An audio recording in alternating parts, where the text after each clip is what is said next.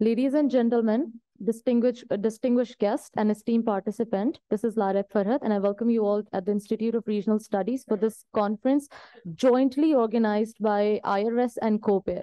Today, we're here to open discussion on a very important subject titled Artificial Intelligence for Sustainable Futures, Role in Ethical Policy and Climate Resilience. With that being said, I would now like to invite Ms. Amna Munawar, President COPAIR, for her opening remarks. Media and students, good morning. I'm very happy to welcome all of you at this conference on a very important subject, artificial intelligence for the stable future, its role on ethical policies and climate resilience. Today's event has a great significance that has brought together some of the brightest minds in the field of artificial intelligence. And I welcome so many experts, female experts, along with our male experts over here. Today, we are going to explore, discuss, and envision the role of artificial intelligence in shaping a stable and prosperous future for humanity. Also, our responsibility for following up AI ethics and how this technology can be utilized in climate change, early warning systems, and mitigating climate change negative effect. In a world that is becoming increasingly interconnected and technologically advanced, the potential of artificial intelligence is both undeniable and awe-inspiring. It has the power to revolutionize industries, elevate human potential, and address some of the most pressing global challenges we face today.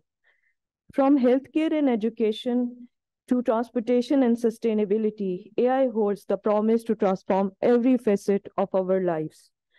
Center of Pakistan and Center for Emerging Technology is joining hands with Institute of Regional Studies to explore this technology and how it can be utilized for sustainability. As we stand on the threshold of this AI-driven era, we must be conscious of the ethical, social, and economic implications that accompany such transformative technology. We must consider how AI can be harnessed not only for innovation and progress, but also for the greater good of all. Hopefully, this conference will serve as a platform for an exchange of ideas, insights, and solutions. Our distinguished speakers and panelists will delve into the intricate details of AI ethics, safety, transparency, and the role of AI in ensuring a stable future for societies around the world. As we embark on this collective journey of discovery, let us remember that the ultimate goal is not merely the advancement of technology, but the advancement of humanity. Let us envision an AI-powered future where stability is not just a concept, but a reality, where innovation is guided by principles that prioritize the well-being of all individuals, regardless of their background or circumstances. In the face of rapid industrialization, digitalization, and urbanization, climate change, it is a challenge for us. How we can solve this issue, artificial intelligence can play a key role. The theme of this conference is focusing on the dual aspects of ethical policies and climate resilience. Finally, AI's capability and how it can create an impact on our social life is very important. AI-driven insight can enhance our ability to mitigate and to adapt to the escalating climate crisis. Finally, AI-driven simulation offer a glimpse into the potential consequences of diverse policy trajectories and empowering policymakers to make well-informed and forward-looking decisions that consider a spectrum of societal impacts. Inshallah, finally, at the end of this conference, we are going to prepare a complete comprehensive recommendation and a policy report on the subject, because this is an important subject. Pakistan are seeking justice for climate change. And I think for this advocacy, this conference plays a very important role because it is giving an innovative idea that how AI can play an important role in in achieving the sustainable development goals. I encourage you all to engage in meaningful dialogue, especially the students, academia, experts, and what are the challenges in this existing paradigms, and chart a course that reflects our collective aspiration for a stable and sustainable world. Let us harness the power of AI not just as a tool of progress, but as a catalyst for positive change that upholds the dignity of all individuals and preserves the beauty and vitality of our planet. I extend my deepest gratitude to all participants, speakers, organizers who have made this conference possible, and may our discussion be fruitful, our insight in transformative, and our commitment resolute as we explore the role of artificial intelligence in shaping an ethically guided, climate resilient Pakistan. Thank you very much. Thank you, Ms. Amna, for your remarks. Esteemed audience, we are honored to have you join us today as we delve into the transformative potential of artificial intelligence in shaping a better world. Over the course of this conference, we will explore the intricate interplay between AI, ethical considerations, and climate resilience through 2 sessions. The first session will delve into the world of artificial intelligence as experts unravel its potential benefits across sectors, navigate intricate ethical dimensions, and chart the path for responsible policies that foster innovation and accountability. The second session will uncover how AI, particularly large language models, harness data-driven insights to propel climate action and steer financial strategies. Without further ado, I would now like to invite Ms. Sofia Bukhari, the moderator for session 1, titled Exploring Artificial Intelligence, Benefits, Ethics, and Policy Considerations, to officially open the discussion. Over to you, Ms. Bukhari.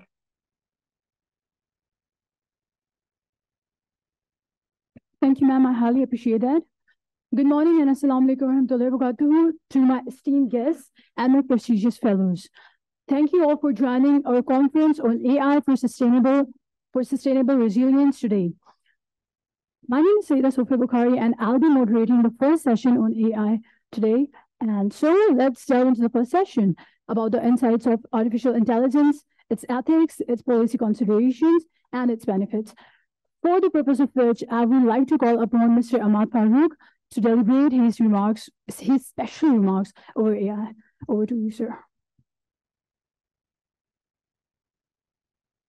Thank you, Sophia.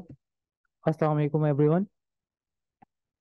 I would like to begin by expressing my gratitude to the distinguished speakers to join us and took time out of their busy schedule, and the audience as well. This session is focused on AI, artificial intelligence, what AI is. It is an approach to achieve human-like intelligence using digital systems or machines. So, to better understand it, I would like to show a very short video to see how AI is impacting us and how it's supporting us in our daily tasks. What exactly is artificial intelligence? We speak of AI when computer systems perform tasks that usually require human intelligence. This includes, for example, recognizing images, making decisions, or engaging in dialogue. To do this, the AI systems must be equipped with knowledge and experience. This can be achieved in 2 ways. You can program each individual instruction so that the machine solves the task step by step. This is comparable to a cooking recipe or assembly instructions.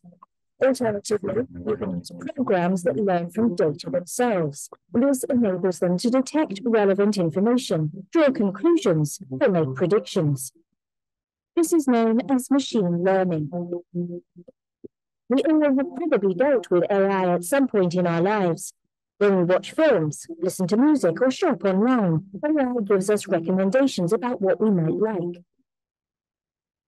AI is capable of converting spoken language into text and translating it into other languages.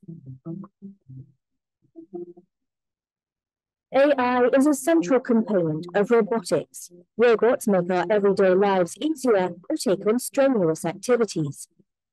Self-driving vehicles recognize their environment through AI and can react to it. AI is becoming increasingly important within medicine. It supports doctors when diagnosing diseases. Also, more and more patients use AI-based apps for initial diagnosis. In the educational sector, AI helps to individualize learning activities, for example, on digital learning platforms. AI is becoming increasingly important.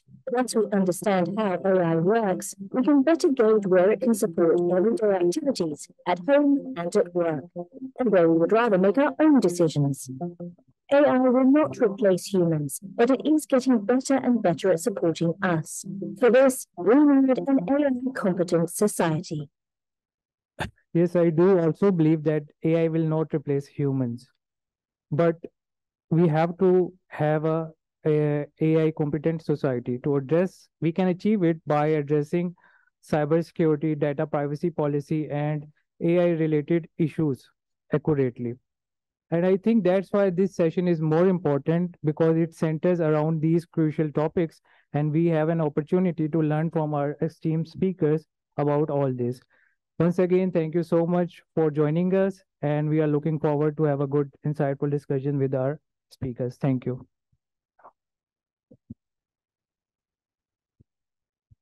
Thank you, sir, for your valuable insights over artificial intelligence and how it is changing our current dynamics. For further, I would like to introduce our esteemed guests right here, and we are really honored to have them on stage today. For the first, I would like to call Ma'am Mehreen Afzal. She is currently working as a Director of Security and Director of Security at Park CERT at NSBIT. And she was also conferred with the Presidential Pride of Performance Award in 2014 due to her exceptional achievements and skills. Also, I would really like ma'am to discuss about the policy issues related to cybersecurity and AI. Ma'am, over to you.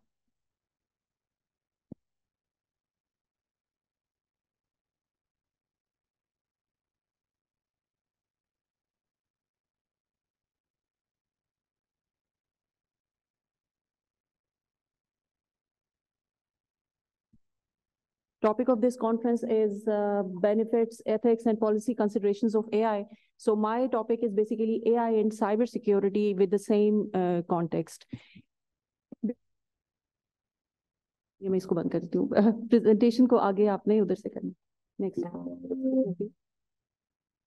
So before going to my actual discussion, I want to discuss a news with you, which came around very recently, 8th August 2023, and which says that basically now while you are talking on Zoom, your clicks on your keyboard can be captured and your password can be retrieved. This successful experiment was done was shown in a conference and then reported in all leading newspaper, including this, which I have quoted from Guardian. So this is, of course, a very sensational news that now, and the thing is that while you are talking, while you are just using an application for having a Zoom session, your password, if you type anything, that can be recaptured, that can be reproduced at the place where you are being heard. So what is important in it with respect to AI is something that although these type, let me tell you what is this. Now, what type of this attack is. This is basically an acoustic emissions based attack, which is generally called as side channel attack. And this is not something new, honestly. This type of attacks are around us nearly, I would say, 3 decades.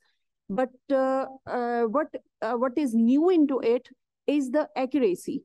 So what the researchers claimed that they were able to reproduce passwords with almost nearly a probability which is higher than 90%. Now, this is something new.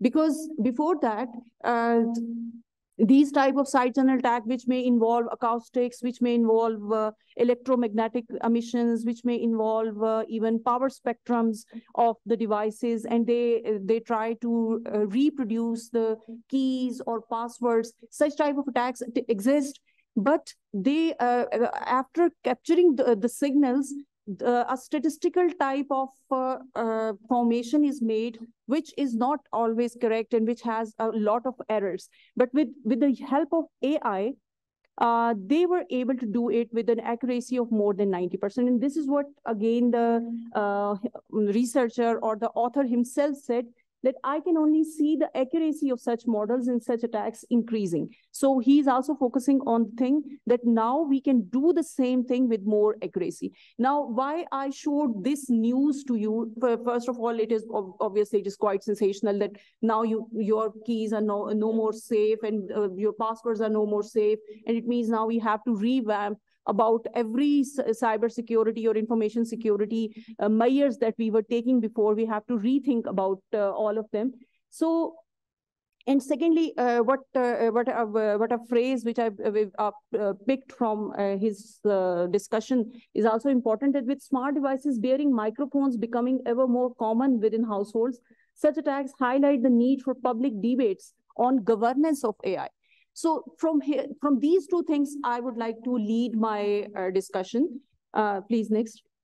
So I will obviously go around these main areas. First, I will be discussing how potential of AI can be used in strengthening in cybersecurity or defense or protection mechanism.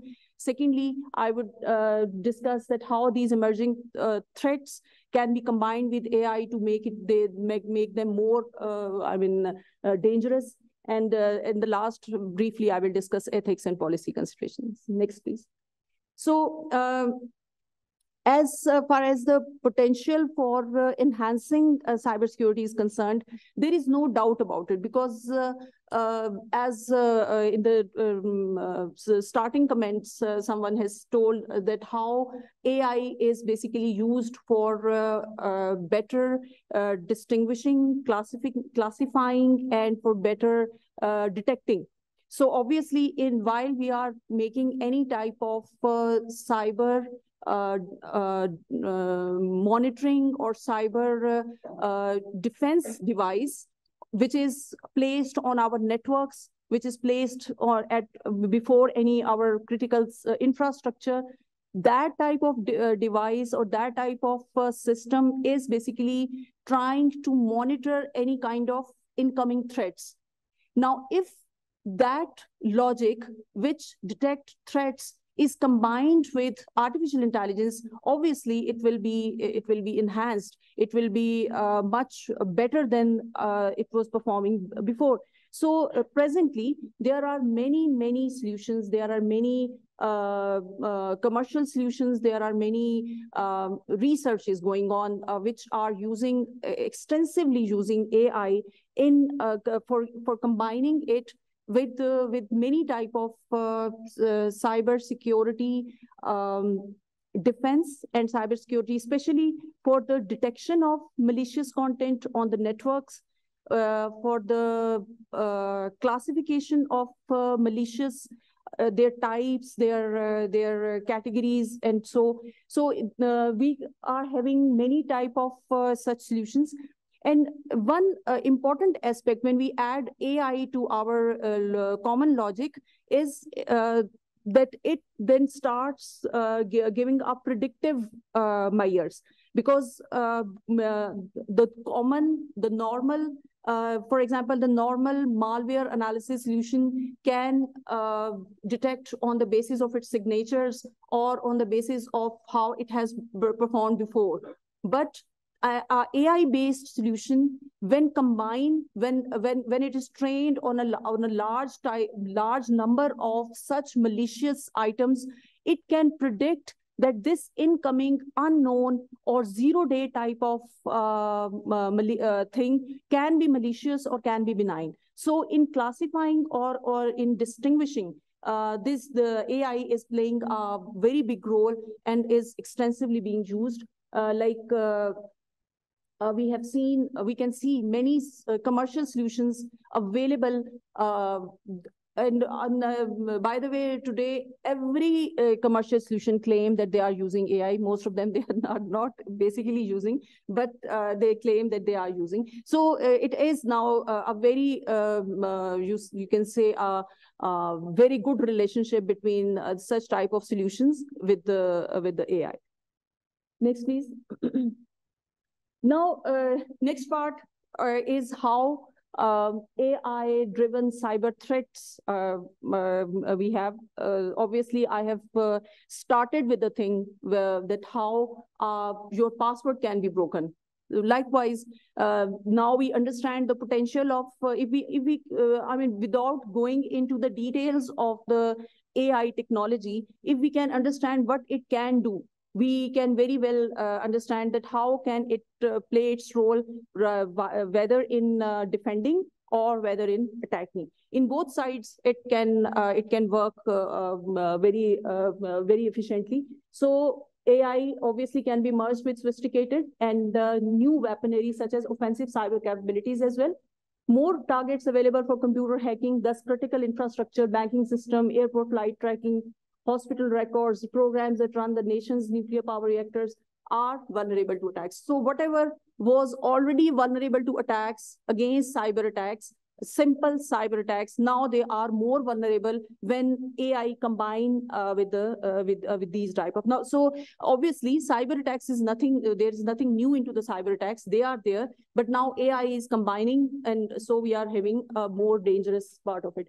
But one part which is less discussed and which we mostly ignore is that even the solutions which are used positively for the side of in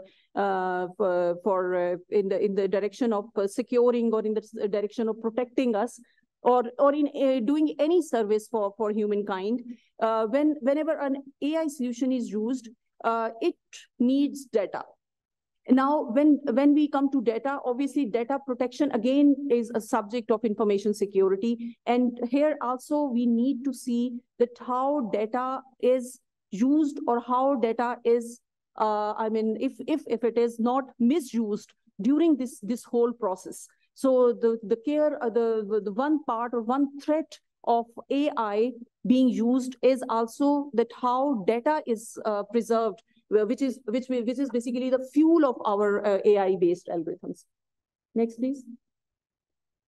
I have just selected two articles. There you can find a number of publications on such topics, which are now looking towards that how these AI-based cyber threats are becoming our next national security concerns. Especially for the countries which are very advanced in the technology, and they are discussing these topics very widely. And just for example, I have selected these two articles to reflect that how today people are thinking about these areas and how AI is not only just a catalyst for enhancing our efficiency or enhancing our capacity, but it has also become a threat for us as well, and how it is playing its role. So now I will just read one phrase out of our one of my selected article, that this will impact, it's going to finish.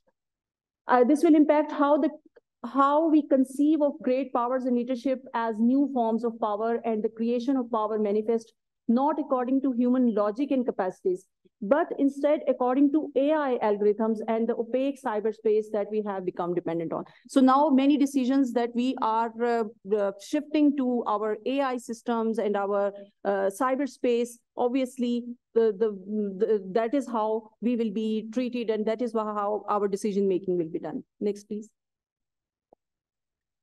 The last part is about ethics. And I think there is no concept of ethics without any controls. So as in the cyber security and in the cyber crime as well, we have seen that although we say that we are there in universities, we teach ethical hacking. But if anyone wants to practice it without ethics, we cannot stop him. So that is how it is done. Many attackers who basically attack systems or hack systems are cybersecurity experts as well. So it means that ethics will come when there are some controls, and controls will come when there is some legislation and there is some policy into it. So next, please. So even though it is impossible to reverse the advances of AI development, it is still possible to work out the rules of an arms race involving this technology. Policy makers will have to carefully consider how to regulate the use of these technologies. And AI algorithms learn from data to produce a valuable new prediction tool. Therefore, the policies should consider infrastructure that allows the recording, storage, and analysis. So there are mainly two concerns of, I think there have to be two concerns for the policy makings around AI technologies. First, that they have to take care that where and how such type of technologies are used as a weapon. And secondly, how the data is, if the data is being exploited. So these two directions we need to consider while making policy around AI and cyber technologies. And with this, I will thank you. Next, please. Thank you. Thank you very much.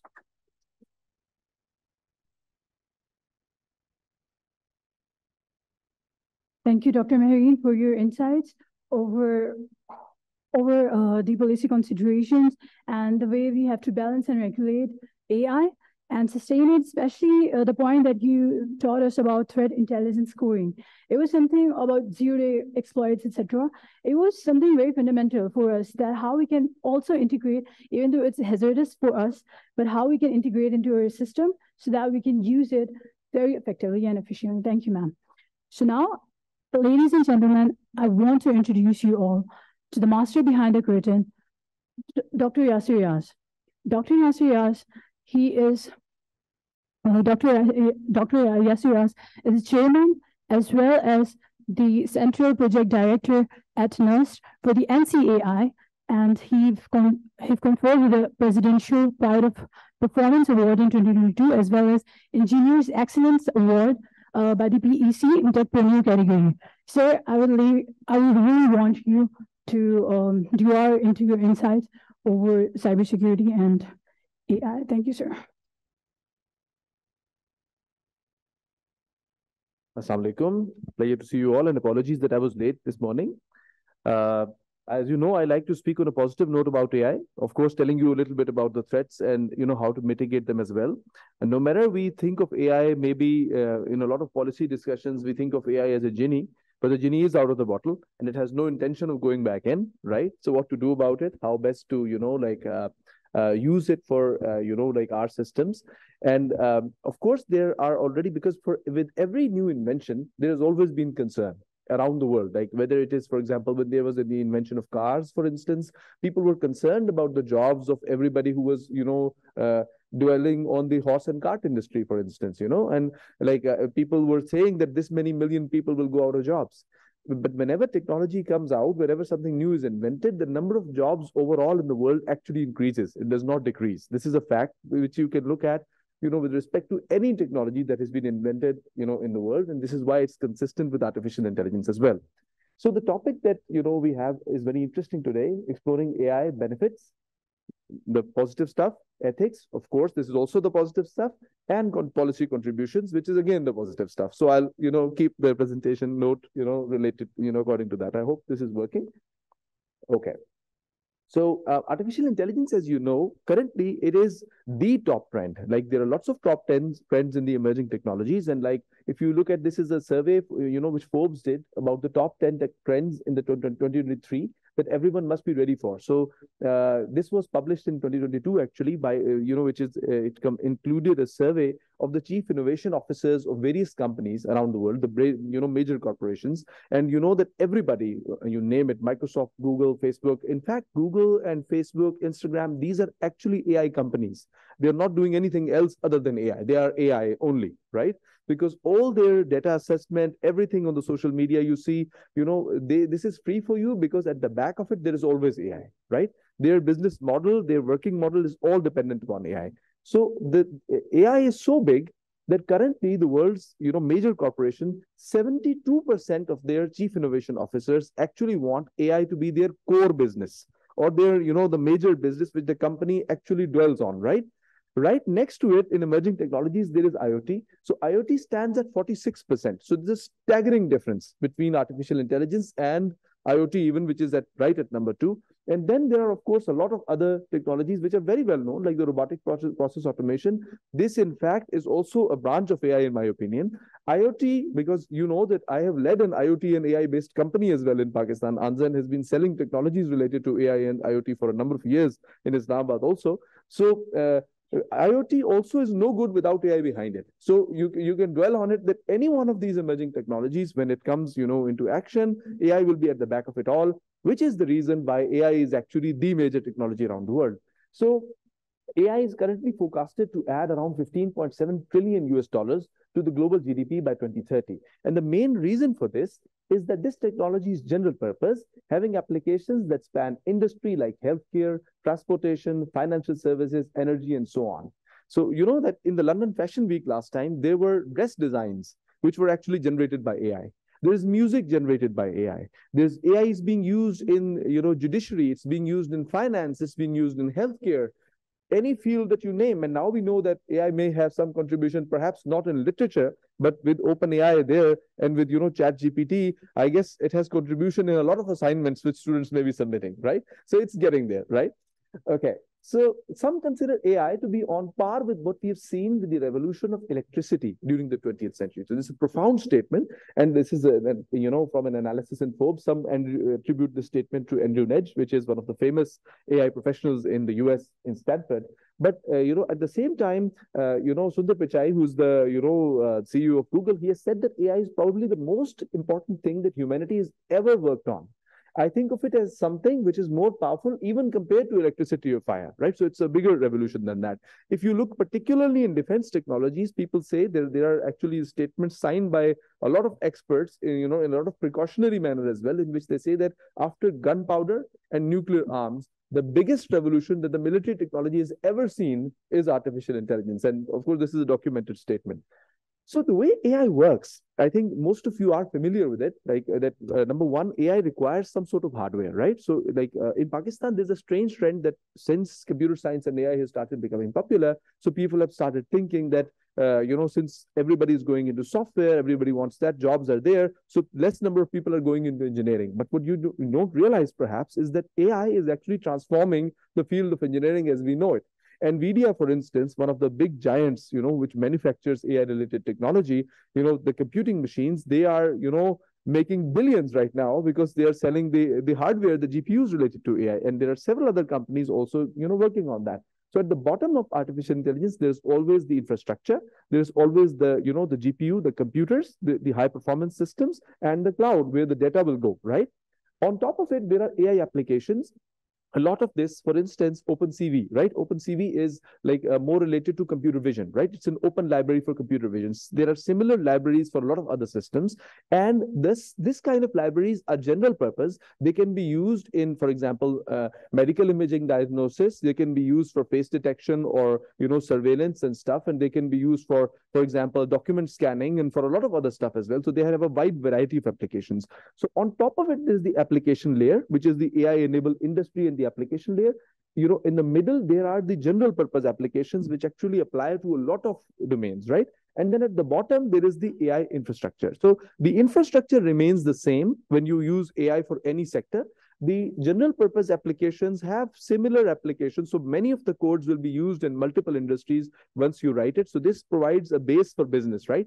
Which leads to things like API gateway, which is very popular these days, that, you can do iteration based, or you can charge companies based on how many times your function is being called, right? So if you develop a computer program and your application is being called multiple times by another application, so you charge based on that. There's a whole business, becoming big in the world with relation to that. So, of course, we know, all of us know that AI has a lot of benefits, and some of it, for example, even when we talk of ethics, at the back of it, there are so many benefits that actually, for example, people say that, in a lot of matters, there is bias. In a lot of data, there is bias, and this bias also reflects in AI. For instance, in the judicial system in the US, when they started trying artificial intelligence, they found out that there was racial differences. So people who were dark, in skin color, who were, like black people, they were being given harsher sentences by, like in the data, because, AI actually learned from the data. In the data, the trend was there. And based on that, the harsher sentences were being handed out. But what they forget is that had there been no AI, no one would have discovered that those harsher sentences were already being given. Why was this trend there in the data? Because the harsher, the sentences were already being given by the judges, right? So AI gave us a chance to have a look into our system and see why that was happening, right? So at least this kind of statistical, all our medical science is based on statistical analysis, and AI empowers us to do more powerful statistical analysis. So that, enables us to find, a cure for diseases like COVID-19 and other, like major diseases, other major outbreaks. For instance, in Pakistan, my center, we had actually made the central portal, the app on which Sindh, government was actually collecting data for all of the Sindh province when the COVID outbreak was there. And using the data which was there with us from that app and with other sources as well, we were able to predict the next hotspots for COVID, right? We developed an algorithm for that. We had other algorithms related to this, for instance, which our center made and which we gave out to the public, for instance, which could help keep shops and, shopping malls open. How that was working? Because it actually detected people who were following or not following SOPs and pointing out on the map of the building to the guards that exactly at this spot, there are some people who are actually not following SOP. We can detect, for instance, if a person, I can show you prototypes of that, right? So these systems were given to people. If people actually start using AI in a beneficial way, so you know that in Japan and in Korea, for instance, there was very less cases of complete shutdown of businesses. And some of the reason is, the tech advancement which they have, and there are other cultural reasons as well, right? So AI, in general, it has error reduction, that it actually, accurately estimates errors when, where the data and program is there. That there now AI is evolving into two main types of AI. One is model-driven AI, the other is data-driven AI. So these two types of AI are there. So with error reduction, this is more of the data-driven AI. The predictive analytics, for instance, your plane is in the air, and you want to know in advance if anything is expected to go wrong. Any part has already, lived out its life and is expected to malfunction after a certain number of flights. So this is predictive analytics, which is used quite frequently in the airline industry. Similar is the case of space exploration. You can't afford something to go wrong with a space station all of a sudden. So predictive analytics is used there. Same is the case with ships, for instance. So without all that, how, if you don't use the benefits of that, then how do you, propose to do all this transportation and reliable flights and have benefits of this kind of thing? And also, like, it has time and resource savings. It has, like, the automated tasks actually enable, humans to look at more, you could say, cognitive oriented jobs rather than menial labor in which they're just repeating the same thing again and again, because that's not something which humans naturally like to do. They do those jobs because they have no other option, right? But we have to get humans to higher level of jobs where their brain truly applies, right? To give them that value in their life and in their career. Okay, so it seems that I am already close to the end of the time of the presentation. So I'll, quickly get to, some of the main slides which I really want to cover. So already I think it that AI, digital assistants, and, I think Madam has also covered it very comprehensively, that AI has a lot of, new kind of technology initiatives which are out there in the world. So in AI ethics, if you look at the pillars in AI ethics, so you have, for example, the privacy and okay, I was part of the negotiations when the UNESCO was actually developing the AI standard setting instrument for the world level, and this was actually made public last year. It's available online. This is for AI ethics, actually a standard setting instrument which countries can use to make their laws and regulations around AI, right? So one of the major discussions in which, like, I also engaged very heavily was, data. For example, Google probably knows more about your traffic than we know, right? Because everybody who has a mobile phone is contributing contributing to data which is going to them. And we use it for our own benefit, but this leads to their understanding of traffic, which is higher than any other system that we could deploy by ourselves, right? So data sharing, data privacy, is there a way to control it? For instance, like if we want to, for example, control this kind of data going from Android phone, how do we control it? Like we stop the use of phones, we stop those apps or something. Some countries have done it, as we know, but like, are our people ready to, give up that kind of technology? I don't really think so. Like the humans always want a better style of life, right? So also like the reproducibility and, a lot of other aspects, the transparency of data and then the accountability, for instance, are some of the major aspects. Like, for example, if a machine makes an error, it's an AI-driven machine. So whom do you blame? Do you blame the algorithm? Do you blame the creator of the algorithm? Or whom do you blame? So all of these things, there are guidelines for it, which you can look at in the, in the UNESCO, like AI ethics, which they have actually document standard setting instrument, which they have actually made public last year. So the world is heading towards legislation. As I said, the genie is out of the bottle. You can't put it back in. So now what you can do is that you can look at, how to go about legislation with this. So the primary concerns of AI today include the foundation models, which are, high-powered artificial intelligence like ChatGPT. ChatGPT, in my opinion, is just the beginning, because you've just stepped into generative AI. Generative AI will not make just, texts or just, images and stuff like that. There's a lot more coming, right? So a lot of maybe engineering designs, a lot of stuff will be coming from there. So technological singularity, the debate over AI surpassing human intelligence and its implications on safety, liability, and social integration. In some aspects, like AI will surpass the human intelligence, like where it requires processing of a lot of data in a very short period of time, right? But in a lot of other things, human intelligence does, have a higher edge over AI. And I think that human intelligence will discover its own new heights. When menial labor is handled by machines, human intelligence will also, enhance and discover its own new heights as well. So and also its impact on jobs and bias. And I already mentioned that jobs are always increased. Whenever you put in some and bring in some new technology, who is going to manage all those servers of artificial intelligence? Are the machines going to do it? It's the humans who are going to do it. So new mechanical technologies, like I foresee that maybe in the future we'll be placing some of the data centers maybe in space, right? Because we don't want all that global warming on Earth when so much data is being crunched and so much heat is being generated. So perhaps we'll think of that. So in climate change, AI has huge benefits. I'll just give you one example. Just by, for example, better management of the traffic, for instance, by, letting the cars stop at, and reducing the number of roadblocks, which are very common, especially in the developed world. Right? In Japan, when I was living there, so if you leave at the right office time and you want to get to some place, you'll be stuck in traffic for sure. Like your car will be, this is why people use trains and stuff. But if you just regulate the traffic better, right, using artificial intelligence, there are actual examples that people have reduced emissions. And this, of course, contributes to climate change as well, right? This is aside from predictions of, for example, the sea levels and, clean energy and all others, the new technologies that are being invented, the new materials that are being invented with the help of AI, and, its impacts in precision agriculture, which are, with some of our labs, we've actually developed such technology, which is now deployed in Sindh and Balochistan, right? So even in areas where it's very difficult to actually do agriculture, so AI is actually contributing.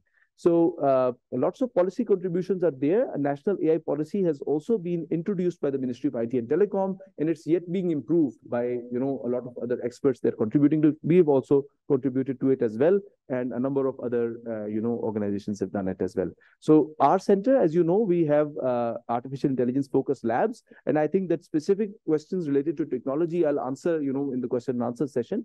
So I'll just show you a glimpse of some of the stuff that we are developing to give you an idea about what sort of work we do. So we have, for instance, a lot of technologies which are, related to healthcare. So they are like this, for example, is one of the technologies, related to brain tumor detection and segmentation. This is another one related to tuberculosis and COPD, chronic obstructive pulmonary disease.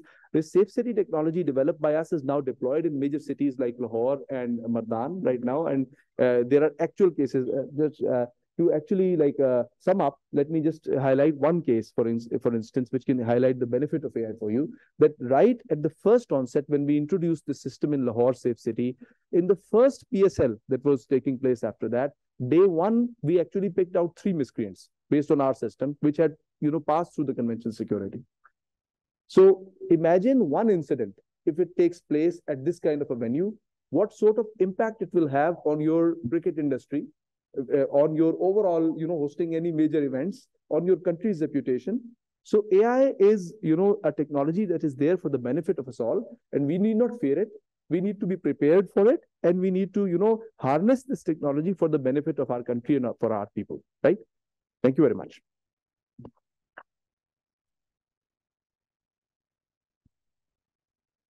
Sir, thank you so much. We really appreciate your insights and expounding on artificial intelligence, especially the economic impact and the way the robotic automation process is going on, and all the demonstrations and visualizations that you've shown us. Thank you so much. I will now have the honor to introduce Dr. Saira Siddique, the CEO and founder of medIQ. She's done her MBBS as well as illustrated her tech savviness exceptionally and shown that how her potential innovation, and how any person's expertise in innovation can be developed. I would like to say that ma'am, or Dr. Saira Siddique has digitally integrated artificial intelligence in healthcare system and medical system, and we would really want your insights over this now.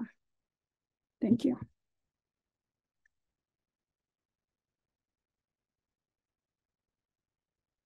Thank you so much. Thank you for giving me this opportunity. I think we have discussed a lot of, with the brilliant brain sitting over here, a lot of the technology part of it, the innovation part of it. But, when it comes to healthcare, we should realize that healthcare has always been very late in terms of digitization. Somehow, the reluctance to deal with vulnerable population, the reluctance to deal with the sick people, because of the empathy, because of the emotions involved, has stopped us from using advances in technology to treat those patients. This sort of sentiment is still prevailing in the health sector, though I am a strong proponent of it. And one of the reasons, I must admit that I also left MBBS. I did my MBBS, but I never practiced, was because when you become a doctor, you start only treating the patients. You forget about the overall larger picture. So I'm the black sheep, I must admit. So I have always wanted to do something which was different. So my master's is in public health from London School, and my PhD is in health economics from University of Yorkshire.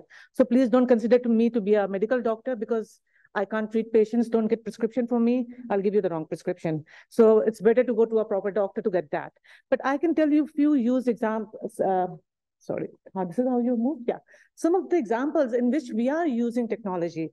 So after working for about 20 years in public sector, private healthcare institutions, insurance companies, I realized that whatever I have been doing in my life was useless, because I wasted 20 years. I could have done that work in 2 years. Why? Because if I would have used technology, if I would have used artificial intelligence, many of the work which I did locally or internationally, the timeline would have reduced. So think of a patient journey. Where does the patient journey start? The patient journey starts by first getting interaction with, I'm not going to go with the slides because many of it, it has already been covered. So the patient journey starts with first interaction with a health service provider.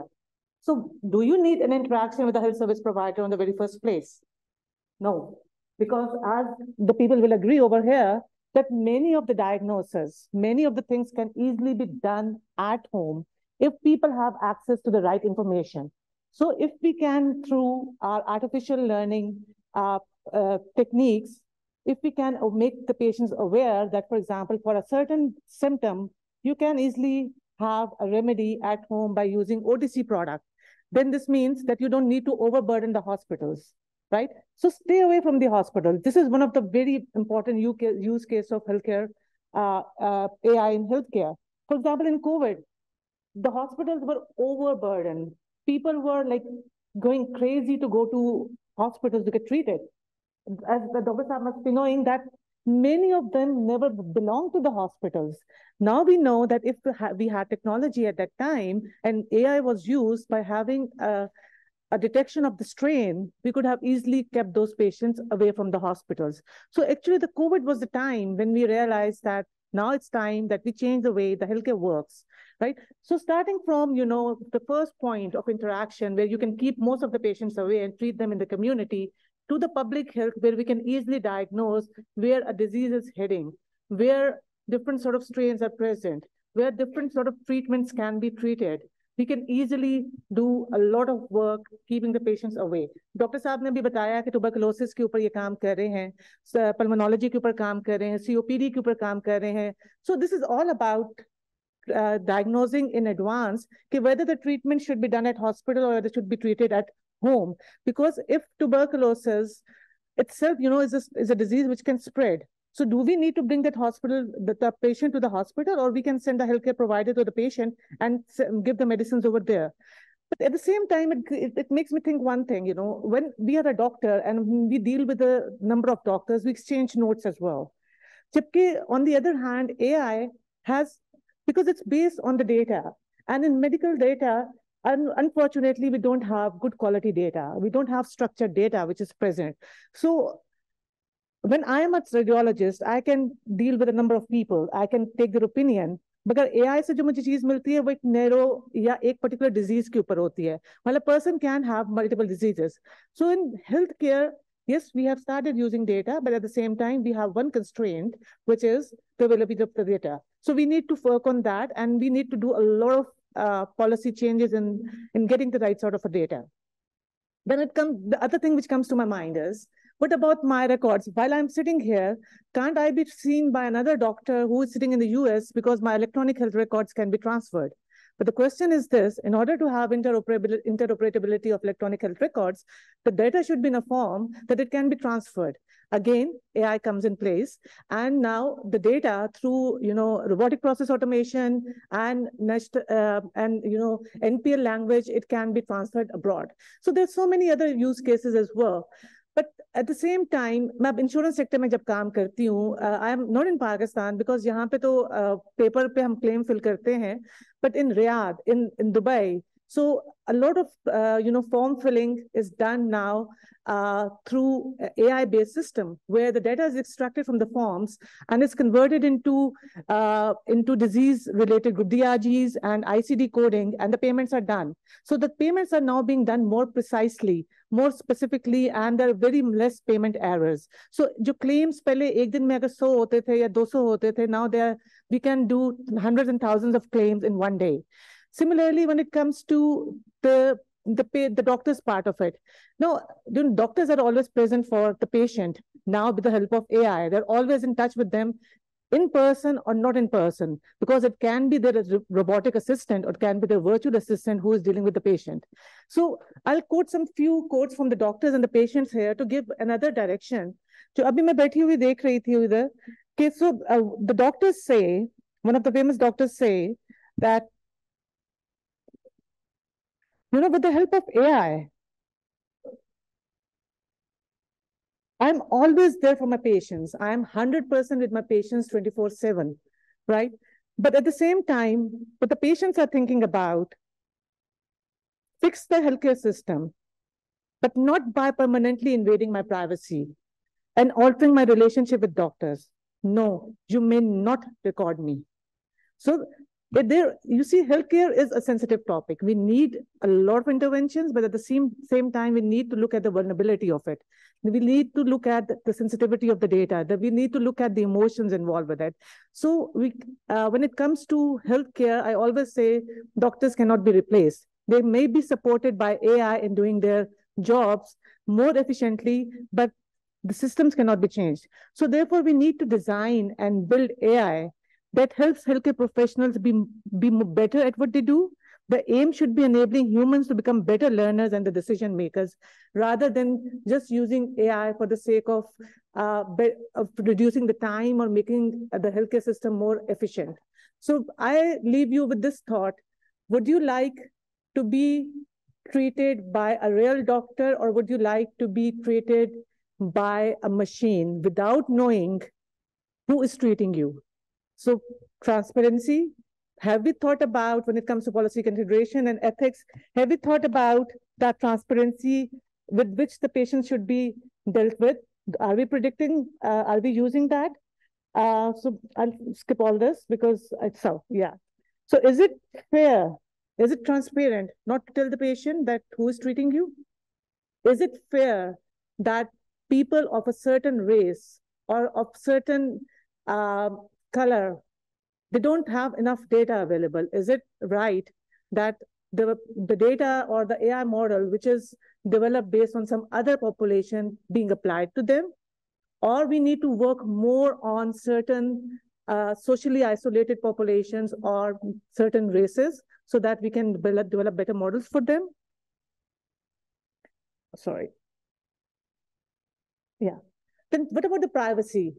I'm a doctor. I have multiple diseases as well because I have a patient. I'm a patient as well. But do I want my data to be declared to different people? So what if somebody invades my privacy? Even a simple disease like, for example, I might be carrying a certain infection which might not be harmful to the population, but because people don't know enough about it, so they might discriminate it. So is someone, looking after my privacy? I don't want my privacy to be invaded, even as a doctor.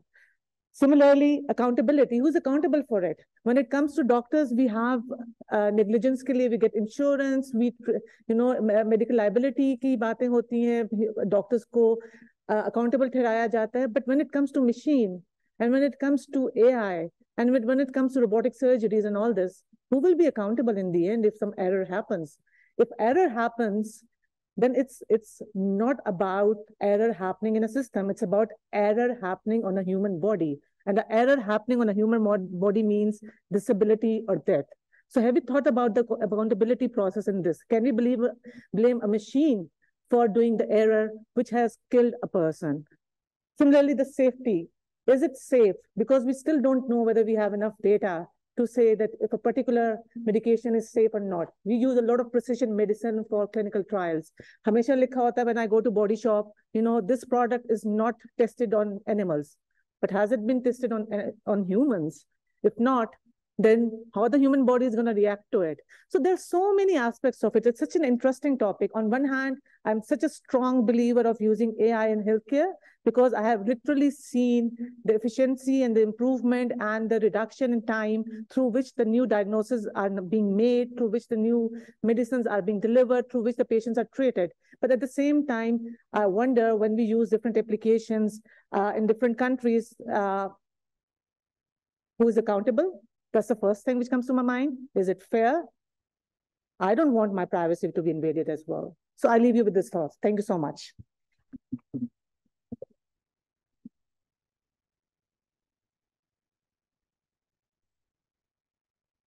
Thank you, Dr. Saira. Your input have really ignited our understanding in the ethical considerations related to healthcare or artificial intelligence, as well as because of healthcare being one of the utmost priority in Pakistan and relating it to the digital trend. Thank you so much for acknowledging us to it. As we're drawing the session near to a closure, so I would want to express my gratitude to all of you for esteemed guests and participants over here. And everyone, thank you so much. And I would now like to call Ma'am Naeem for the Q&A session.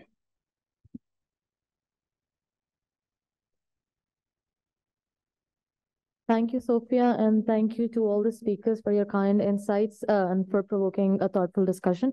I would now like to open the floor for question and answer session. Please keep the question brief and introduce yourselves before asking the question. And please also mention who you're directing the question to. Thank you.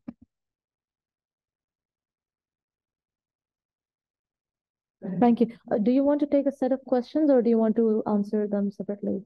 I think we can take like 3 questions at a time and then we can answer it. Okay. Can you please mention who do you want to answer the question?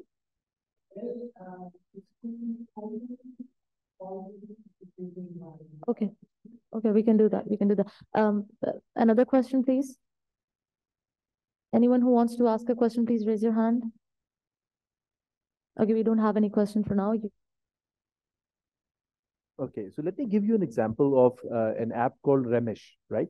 It's just recently been adopted by the United Nations, for their peacekeeping forces to connect with a lot of, the diaspora of people that they interact with during a peacekeeping operation. what happens most of the time is that a lot of people have a lot of concerns, let's say about a certain policy or about a certain technology that is deployed, but their voice never reaches the, the echelons of power to actually make policy around that, right? So an AI-based tool called Ramesh, which has recently been adopted by the United Nations, actually helps a lot of these people, thousands and thousands of people in interactions, in the chat-based interactions, when they're asking questions, so it summarizes the questions and, gives the crux of what people are saying and develops follow-up questions so that, the voices in real time could be actually conveyed to the person who is communicating with them. So this is just one idea on how AI can improve. For example, all our policy is, let's say, based upon democracy, right? In democracy, we need to have a close connection with the people so that what their thoughts and feelings are should actually be reflected and should come to the echelons of power so that they can make informed decisions according to the wishes of people, right? But so far, without AI technology, we don't have that kind of thing. Who is reflecting on the ethical aspects of things that are, supposed to be there in our system, but are not there? Let me give you another example. In one of our projects with PIMS Hospital, and I think the lab from ComSats was also involved in this. So they have a medical imaging and diagnostics lab, which is actually part of NCI, and it's based in ComSats. So this project is being led by PIMS, but the medical imaging diagnostic lab of our center is also part of it, and some private companies too. So what happened is that in vascular surgery, one of the major surgeons, a very famous surgeon in Pakistan, told us that, in some cases where a radiologist had tagged, the discrepancies before the operation, right, had tagged areas of concern, and we actually started operating, and he found out that the case inside was different from the tagging which had been done by the human radiologist. So we want to hold the AI accountable, but who holds the radiologist accountable? Do we want to hold them accountable? Because maybe, and okay, if we want to do that, we want to go down that path. So in breast cancer, for instance, in the US right now, so the statistics say that 50% of the patients who are actually diagnosed with breast cancer through mammogram or the ultrasound, even after that painful test, right? So who are diagnosed with their possible cancer, and when biopsy is performed on the tissue, it turns out that in 50% of the cases it's not cancer. So they go through that trauma without so who's responsible for that? Emergency C-sections.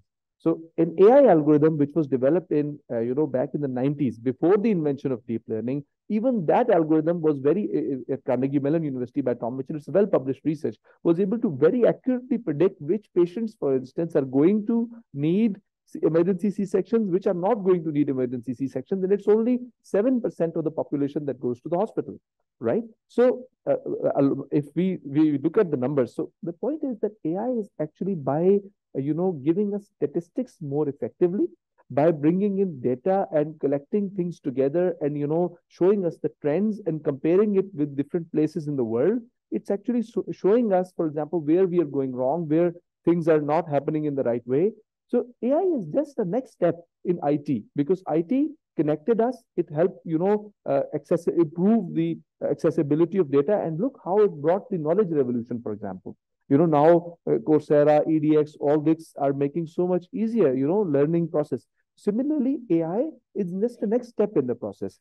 I agree with you that, in ethics, we have to create a lot of safeguards for people's data, where it can be shared, which not be shared. The world is working on it. So I mentioned that the United Nations has a UNESCO, strategies like this ethical standards document, the standard setting instrument, which is being made public now. So similarly, like hospitals and other media franchises, that they are, exploring things related to this. So inshallah, I think that we should use this technology in a positive way. And we should remember that even in our current system, there are lots of things in which if we start treating our same system in the same way in which we are looking at AI, we will discover that maybe we need to close down our hospitals.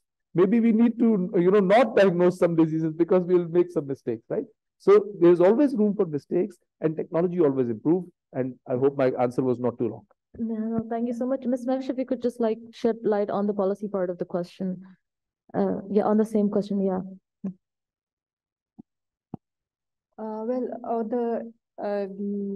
I have already discussed, on the ethics part, I would say that this is, we can leave it to the human imagination, because basically it is very, very difficult to make any policies or regulate such things. As we can, because I will talk it in the context of cyber mainly. As we have already seen that there are so many regulations, so many policies, so many standards over there, but every day we hear a news of a hack and of an attack of ransomware and all that stuff exist. It does not mean that we should, as Dr. Yasar has said, that obviously no one is advocating to stop using these things. What the important is that we have to be aware of the things. We have to know these things. We have to be more educated on the things, that how such technologies, when comes into the hands of some people who can use them adversely, what devastating type of effect it can create. So when we will be aware of that, we will make some type of safeguards, and we will try to make some kind of structures which will safeguard us from such effects. So this is mainly honestly, in my opinion, ethics is something that we are born with. We know what we should not do and what we should do, but many people do wrong things. So it means that when we come to that point, we have to have some regulations, some controls, some type of punishments as well, which are obviously, as I showed in my slide, that when someone is charged with a ransomware attack, he is right now, whatever expert he was, right now he's in jail. So it means that if there is some kind of accountability, then we can use it safely. Thank you so much, Dr. Saira. You wanted to add something? No, on a lighter note, because I usually prefer to keep complex things simple, that's how Dr. Yasar just said that maybe we need to close down the healthcare facilities. Actually, we did an analysis, and we found out that in case of public sector hospitals, it's better कि आप उनके दरवाजे पे चौकीदार खड़ा कर दें और उनके जेब में 3,000 रुपए पकड़ा दें, और वो 3,000 हर मरीज को देता जाए कि आप प्राइवेट सेक्टर में चले जाओ, right? And it's a fact. It's a based on data. But at the same time, when you give 3,000 to that person, because usually doctor की fee होती है, मगर उसमें से 3,000 में से भी you can further save 2,000 रुपये because उसको hospital जाने की जरूरत ही नहीं है. You don't need a brick and mortar structure or a gray structure to go to a hospital. So that can be the policy implication. It can help you really reduce the expenditure on health, because a country like us, which is spending already a very small amount of GDP on health, less than 1%, can we afford to have brick and mortar structures over there? Can we afford to have inefficiency? So this is a very, very good example of use of AI in determining policy recommendations or giving policy recommendations. So yes, it has a lot of usage in policy, but at the same time, healthcare has a lot of sentiments involved in it. मुझे लगता है कि जिसमें सबसे ज्यादा शायद अब काम करने की जरूरत है वो शायद हेल्थकेयर में है, because ये वो एरिया है जहाँ पे we all need it. We all need it as patients. We all need it as caregivers, as family members. But are we ready to take the harsh realities as well? Are we ready to let the hospitals shut down? So it has to be right now. It's not either or stage. It has to be a combination of a mix of ethics, science, as well as emotions and empathy. Thank you. Yeah, sure. Just with regard to the example I gave in the very beginning about the vascular surgery, right, with the radiologist tagging and some images turning out to be wrong, I'm happy to share that the software that we developed together with PIMS and with the lab at ComSats as well, Dr. Saab also in further on in the discussion actually told us that he put some of those cases to our software, input to our software, and seeing the output whether the software tags them correctly or not, which actually the human radiologist had erred on, and which he had discovered during the operation that the case was actually different, and our software actually had tagged them correctly, right? So with AI, systems are improving. He also mentioned that 2 other private institutions are also now, trying that they want to take the system in trials as well, right? So AI is the hope in a lot of things, right? Thank you. Thank you so much. Okay, so many hands. We can take at least 2 questions for now. You and then you, because you were raising your hand. Cyber warfare. Yes. Your question is about adding into the cyber warfare situation, or you are asking about how to protect against it? Because in my talk, as I mentioned, for the cyber protection and for the cyber attack, in both sides, artificial intelligence is contributing a lot. And obviously it is contributing towards cyber warfare a lot, because as I have already mentioned, that especially for the advanced countries, where there is a lot of research and a lot of work is going on these topics, this alarm is already generated, and people now today are thinking it as next to the nuclear, as a nuclear power, and then into this direction, because the type of power AI is right now giving to all type of technologies, to even whether it is to the cyber or any other, in any kind of technology. So that is why it is already contributing a lot to the world, what we call as cyber warfare. Right? Secondly, there was a question about surveillance and a lot of data, big data and big data surveillance. This was already a problem when there was no AI being used in such technologies, and now when it is combined with that, obviously it is contributing to that. As I've already mentioned, that when we talk about these topics, this does not mean that we are advocating that that AI must not be there. AI has to stay. AI is like a few decades back, as when we come across first our computer. At that time, हमारे पास computer नहीं था, तो जब computer आया तो हमारी काम बहुत तेज हो गए, बहुत अच्छे हो गए. That is how right now AI is contributing to all types of technologies. So it has to stay, whether in the advanced countries or whether in the countries like us. एक जो बहुत ही पॉजिटिव चीज है इसके अंदर, वो ये है कि it only needs a human brain and a computer and an algorithm writing, and you start using it into things which you can imagine. इसके लिए आपको जो बहुत सारी और टेक्नोलॉजीज जिसमें बहुत सारा आपको पैसा चाहिए, पाकिस्तान जैसे मुल्क में ये बहुत अच्छे से इस्तेमाल हो सकता है, क्योंकि यहाँ पे बेशुमार बहुत अच्छे ज़हीन लोग मौजूद हैं एंड सॉफ्टवेयर डेवलपर्स मौजूद हैं which can develop AI codes as well. So the positive part is this for our countries like us, that we can contribute into generating very intelligent codes which can be used in multiple technologies, in multiple type of devices. But on the other hand, yes, the ethics part and policy part, yes, all those things are also. Thank you so much, Dr. Mevish. If both of you could shed some light on you've done the surveillance part, if you could do the capacity of the Pakistani society and also the agriculture backed by the artificial intelligence as mentioned by Sir Imran. And yeah, I think we're done with the rest of the questions, please. Okay, so I'll take that one. So because we develop AI for so many departments and we interact with so many departments in Pakistan, I think that not just specifically for AI, but for all the departments in Pakistan, there has to be at least a committee, if not a department, that thinks about advancement, right? For example, for railways, look where the world is in railways right now. If you've experienced railways in UK or in Japan or in New York, and compare that with railways here, right? So we need to, in every department, we need to have departments that think about what are the most significant advances that they should be focusing on. AI will automatically come from that, right?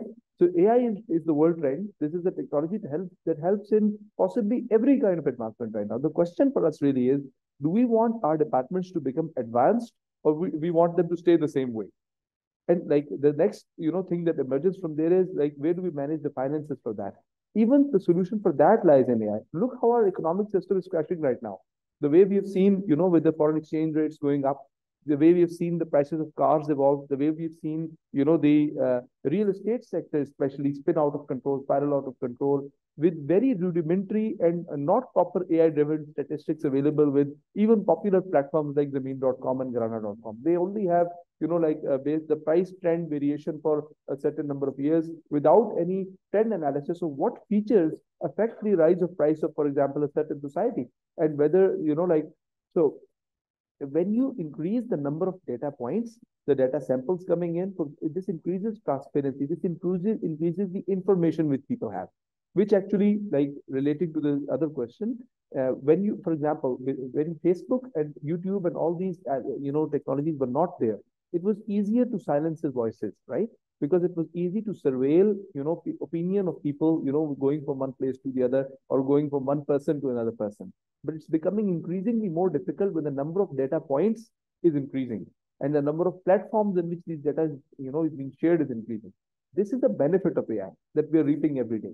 And the more AI we bring in, the more data which is being gathered from various sources actually are like the difficulty to control the system of silence voices, it will become difficult for the government to do that.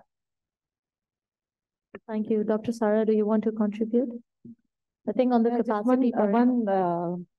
Comment that why are we taking AI, which is something, taking AI as something which is like something out of this world? It's an evolution of technology. So the way things are evolving, it's just the same hardware, more evolved, the same data, but used in algorithms and properly defined and analyzed.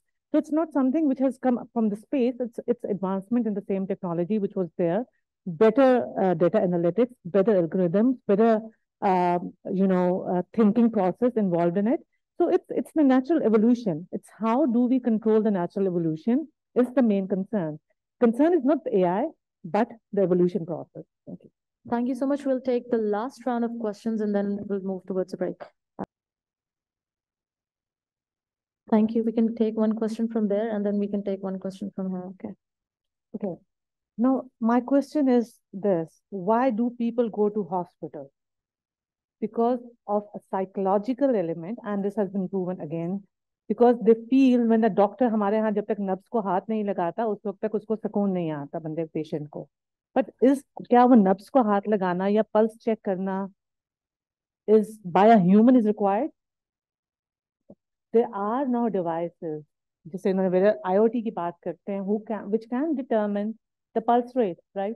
Which can determine your blood pressure, glucometers, oxygen saturation, all this when data is collected and can be transferred to a healthcare physician via Internet of Things and via digital technology. Why do you need a doctor to sit in a hospital and brick and mortar structure?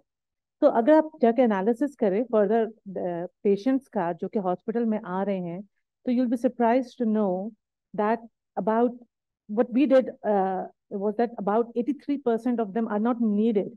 So this means that 83% are not needed, then why do you need huge infrastructure for that? Rather than have that physical structure converted into a digital system which can connect the same patient with the doctor, but digitally, but done in a more efficient manner. That's what I say. Yeah, we cannot change the mindset immediately. It will require some time, but science has proven and AI has proven that it's more beneficial, it's more efficient by using technology to treat the patients, and the diagnosis is more precise. So that's the problem. As Dr. Saab has very rightly given the example of it, कि अगर वो जो tag उसने किया था, अगर machine tagging होती तो ज़्यादा अच्छा हो जाता. So I think that's the problem with the healthcare is that it has a lot of human interaction in it, जिसकी वजह से हम लोग बहुत ज़्यादा feel करते हैं कि hospitals को होना चाहिए. तो जब हमारे 83% हॉस्पिटल्स को मरीजों की जरूरत ही नहीं, तो all we need is specialised care, जिसके लिए लोग आए और सारा कुछ करें. अच्छा, क्या ब्लड सैंपल के लिए किसी पेशेंट को हॉस्पिटल जाने की जरूरत है? No, you don't. You can send a healthcare worker or a simple phlebotomist to a patient's home. What we have done in one of the hospitals in Canada, in Richmond Hill, is that we developed a complete remote care integrated system, which is working there with the support of the Canadian government, where it's for chronic patients, right? Chronic patients में क्या है कि through AI, they are generated alerts. Now it's time for your blood collection. It's time for your medication refill. It's time to have a consultation with your doctor.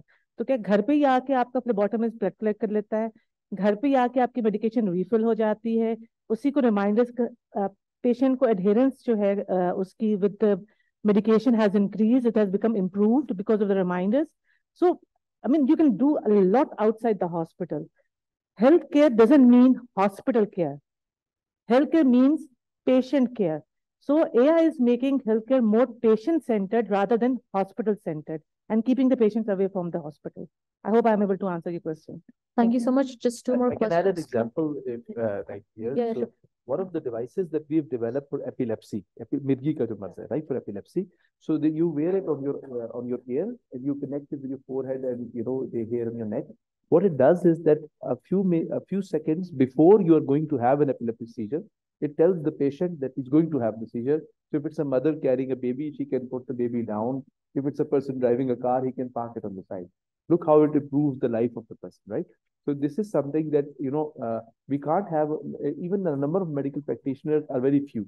Even if we don't criticize them, even if we don't, there are definitely shortcomings, like Afzal said, but even if we don't go into that, there's a lot more that, personalized healthcare will bring for you.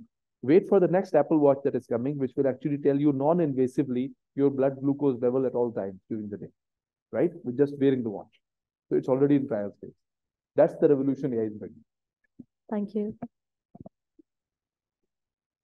Thank you. We'll take one more question and then we'll move to the speakers. Talha. I didn't say that the diseases will be eliminated or they will not. They need to be treated, but how efficiently and precisely you treat is important. So yes, there are a lot of research happening in the area of dementia, Alzheimer's, old age diseases, and Dr. Saab can comment because he is more of a, I'm more of a selling of technology. We make use cases and sell technology over there, but he's doing research and he can tell you more how efficiently dementia is being now treated with the help of artificial intelligence. The treatment is to be made more efficient. It's not that it doesn't need treatment. Yes, it needs treatment, but how efficient the treatment is, it can be improved by using AI. इसी तरह Alzheimer's या बाकी जो जितनी भी बीमारियां हैं, we cannot eliminate them at all. We need to improve the treatment and the adherence to the treatment.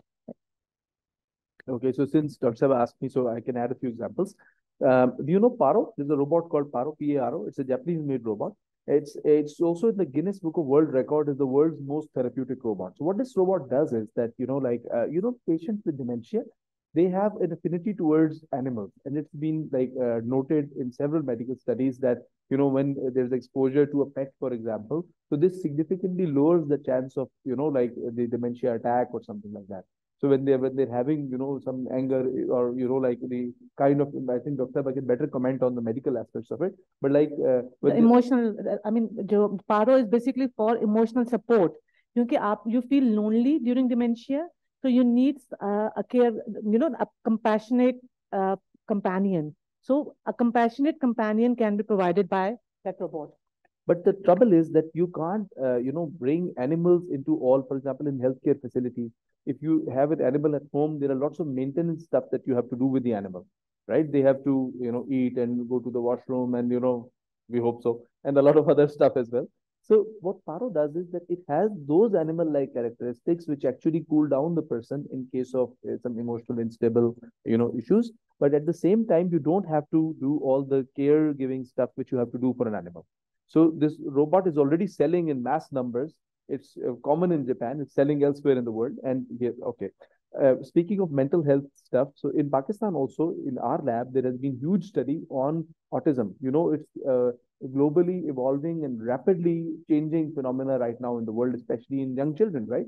So we have treated, I think, more than 800 something experiments which we've done, treatments that we've done here in Pakistan. That's not the number of subjects, that's the number of therapy sessions that have been performed with people using robots. So, right, because I can give a whole separate talk on that. But with humanoid robots, we've seen if you have certain kinds of therapy, leads to most level therapy, and you have number of therapeutic sessions. And with a robot, let's say if you're one day able to get that robot at your home, like Dr. Saira said, you can do those therapy sessions many times during a day. instead of sending the child to just an autism center for 1 hour during the day and getting treatment for only 1 hour, right? So again, AI is transformative, especially for mental health. AI is transformative if you bring it in that. And just the last point that let me add, for example, we are doing a lot of study on mental health of people who don't have mental issues, who are working on normal everyday stuff like, for example, computer programming. Or if you're sitting and just, watching media and noting down news, what it does to your mental health. How does your brain evolve, let's say, after 1 hour or 2 hours or 3 hours of exposure to that kind of work, right? So your performance does not remain the same. So we have a whole project called Enhancing Human Performance in Complex Socio-Technical Systems. Socio-technical systems are systems in which humans and machines coexist. They work together like a car, for example. In the car, driver is part of the car because, all the steering and everything the driver has to do. And that, puts some stress on the driver, which is more than just walking on the road, right? So that kind of mental stress, how best to, cater for it? Do we have the right standards, for example, for drivers who are driving, on long routes? For instance, somebody who's driving a Daewoo, for example, from Islamabad to Karachi, do they get the appropriate amount of rest? What are we doing to their mental health?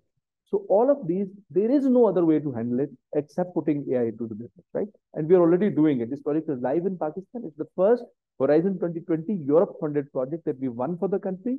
It has 10 partners, including 3 commercial enterprises in Europe, including Kongsberg, Digital and Kongsberg Maritime, which deal with shipping, right? And I'm the PI for that project. One last question, and then we'll move towards the tea break. Since you said sir, so I guess you directed the question at me. I'm the only man on the stage. Okay.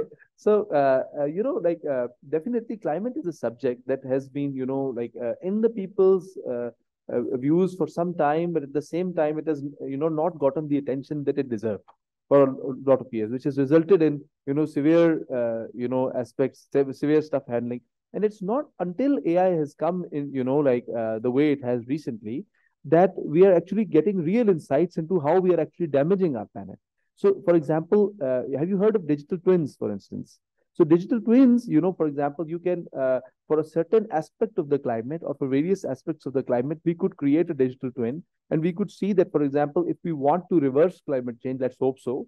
So what sort of, measures because instead of just sitting together and let's say agreeing about a certain set of policies and maybe those policies don't result in overall climate benefit, they're not sufficient, which has been seen so far in the world that some policies people think of them and we write them down on a piece of paper. When we implement them, they don't result in as much benefit as we hope that they would, right? So the way around that is that using AI-based digital twins, you can simulate that, for instance, if you bring in this kind of reforms into this kind of an area, how will this improve the climate in that area? You can actually simulate that and see the results of it. This involves artificial intelligence, machine learning based models development, then getting data from the real time from the world, simultaneously improving, this is model driven plus data driven AI simultaneously running. So reinforcement learning based model improvement. And then based upon that, you can actually, have some real climate change reforms. So in my opinion, the only way in which climate change can be taken seriously and in which we can have some serious steps towards climate change is by trying and testing our theories through AI and also taking more informed data-driven decisions rather than just letting the stakeholders sit together who already maybe many of them, I'm not judging their, their sincerity towards the cause, but many times they are producing something in the factory and the scale at which the environment is damaged because of, let's say, a factory running is underestimated because they also have a lot of economic influence and we fail to take that kind of with a totally impartial judgment coming from a machine like artificial intelligence, processing and crunching data and giving us numbers. This will put us in a better position on, let's say, if we want to put in, let's say, an environment tax. Somebody is polluting the environment. What is required to unpollute the environment from that thing? If they're not doing themselves, then what sort of finances are required? Can we adequately measure it? And the number can come from an impartial source. That impartial source could be AI. Also, I was saying that, very truly, AI has, electricity, consumption because all the, our data centers are powered by electricity. To cool it, you need water, but you could actually put it underwater, let's say in the sea or somewhere, right? And there could be water-cooled systems. In the future, I was saying that maybe you could have some systems in space, for instance, right? So for some data centers, in my opinion, yes, they could be based in space. You have the Starlink now, right? I actually know people who use Starlink. Some of them are hackers, by the way, right? So, and they're cybersecurity experts too. Some of them in foreign countries, and they prefer Starlink for some reason, right? So this is the way the world is evolving. And another thing is that, like for electricity consumption, the huge amounts of electricity consumptions will be required for the data centers in the years to come. But of course, the world is overall shifting toward renewables, right? So we have to, for humans also, we have to find ways to create electricity which are environmental friendly, right? And the data centers of AI should not be any exception, in my opinion. Thank you so much. Add a few words to this discussion, especially whether it is climate or any other application. I want to add just this, that wherever we need to make some kind of detection based on some history, history or based on some data that is present. That type of detection is very can be made very precise and can be made very accurate. So again, I will say for even for medical application, like you mentioned, dementia or something, one aspect of it can be early detection. If there are some symptoms which appears at some early ages, then the patient can be treated in a way so कि उसकी बीमारी ज़्यादा बढ़े नहीं. So that part is also very important. And in many applications, in many areas, I would say obviously human imagination is the limit where it will be used, where it can be used. So my opinion is wherever, like maybe in climate changes or maybe in any type of environmental studies, wherever you have some historical data from where you can deduce some results that can be used for any type of early detections or for any kind of predictions. So with better accuracy, which we were already doing with some historical data. लोग कहते थे कि अच्छा अब ये दरिया सूख जाएगा. आम folk, even wisdom भी कहता है ना आपको कि ये दरिया कुछ अर्से में सूख जाएगा. लेकिन there is something if we are using machines with it and with artificial intelligence and algorithmic some उसके अंदर उसमें strength आ जाएगी, then you will be making some better decisions about this. So this is my opinion. Thank you so much, everyone, for your interesting questions. And thank you so much to the speakers for their interesting and expert analysis. As a token of appreciation, Ayaz has pleased to offer you these souvenirs right beside the seat. Sophia, if you could please. And with that being said, I would now announce the tea, which is being served outside. For all the people who couldn't ask the questions, the speakers would be there and you can still interact with them. We'll convene in the hall right in 15 minutes. Thank you so much, everyone. Thank you. Welcome back, everyone. It is important to know that striking a balance between AI capabilities and human expertise is essential.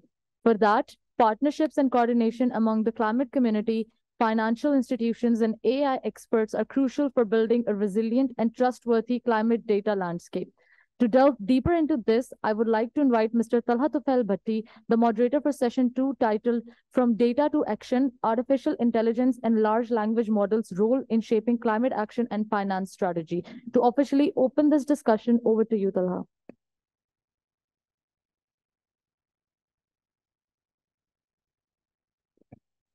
Assalamu alaikum, my respected speakers and attendees. I welcome you all to the Institute of Regional Studies and to this beautiful sunny day. As a part of Strengthening Regional Climate Resilience Program, we are having this roundtable in which we're going to study the AI and climate change. Today, we are joined by the external panel, both physically and virtually, to talk about the fusion of AI with the climate and data sets and looking forward options. Having said that, the roundtable discussion is entitled as From Data to Action, AI and LLM's Role in Shaping the Climate Action and Strategies.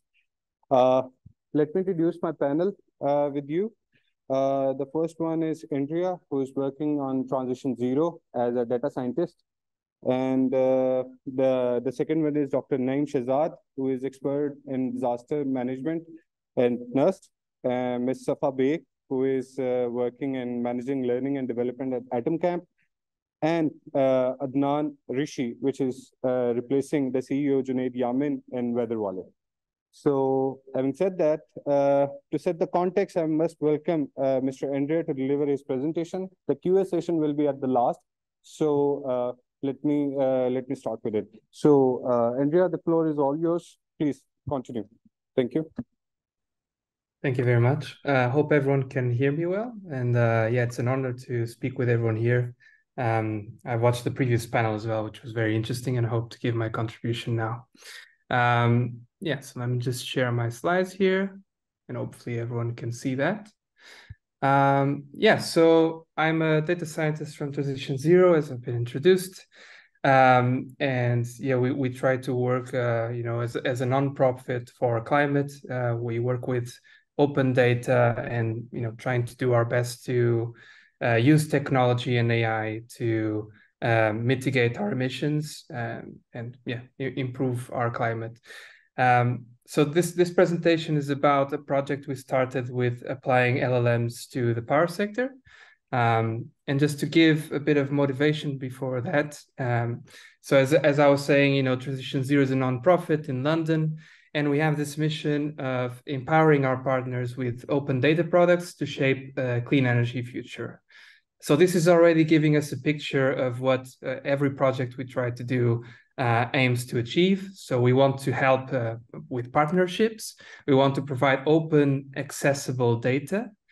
And yeah, this is all with the aim of contributing to the clean energy transition. And more specifically, what we've been focused on lately is this energy systems models. So we have this service, for example, of Future Energy Outlook, where we're helping everyone to be able to model different parts of the world and how their electricity grid will evolve over the next coming decades. And in a sense, to also try to help guide decision makers on how they can optimize their power grids so that they can reach net zero and reduce their emissions. But, you know, these types of models, they rely on having a lot of high quality and updated data.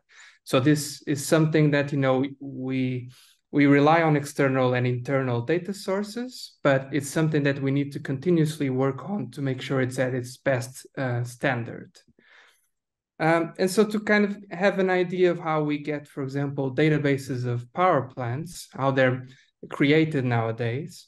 So first of all, you know, we have a lot of articles about power plants. This can be from government documentation or news articles, for example. Then human annotators go in, read these articles, and basically try to analyze them and extract insights. And then they write all this into a structured format, into a database that is used in the end. But so is there any way that this can be automated using the latest AI advancements? Well, if we look at the headlines lately of LLMs, you know, we have the popular ChatGPT, which is so far the fastest growing app. And, you know, we have a lot of studies that show that AI can lead to up to 3.3 percentage points of productivity growth. So this is leading on to this idea that it can be used to automate some parts of this and make us more productive. So to give you a brief demo of some of our early work with LLMs.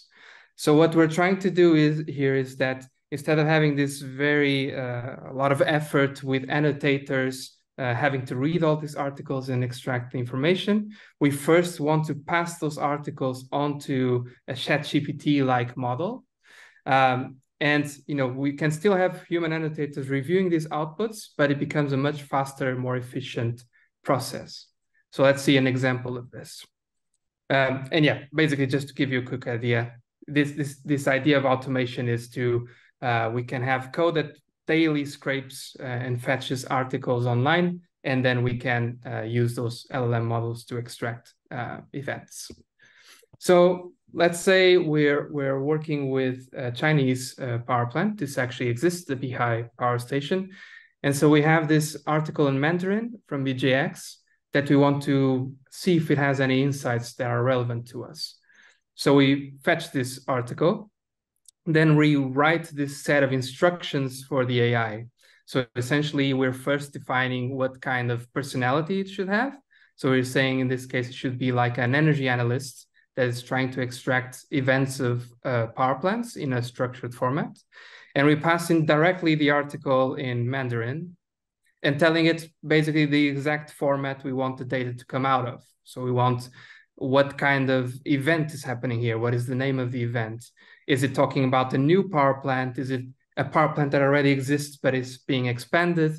And things like the plant name as well, the name of the power station, so we can match it in the end. And we can give a couple of additional instructions just for preference, such as we want to make sure that the output text is all in English. So what happens is that from that article, we get all these structured events, as we might see in high quality data sets. So we can see, for example, that it's talking about a coal power plant construction that has been halted. So it might lead to a power plant retirement. And we have all these different kinds of data that is coming through, all being extracted by the AI.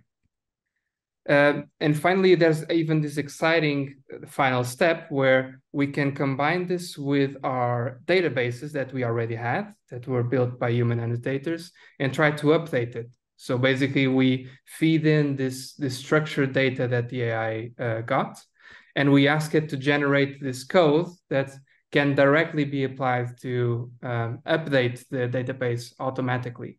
So in this case, it's trying to match an existing power plant that we already have in our data, and it will update with the events that it found in the articles.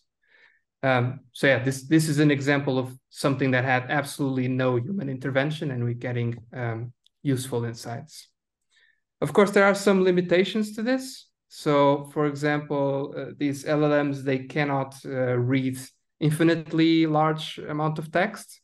So in this initial early demo we used, with the limit it had, sometimes for very, very large articles, this code wouldn't run successfully.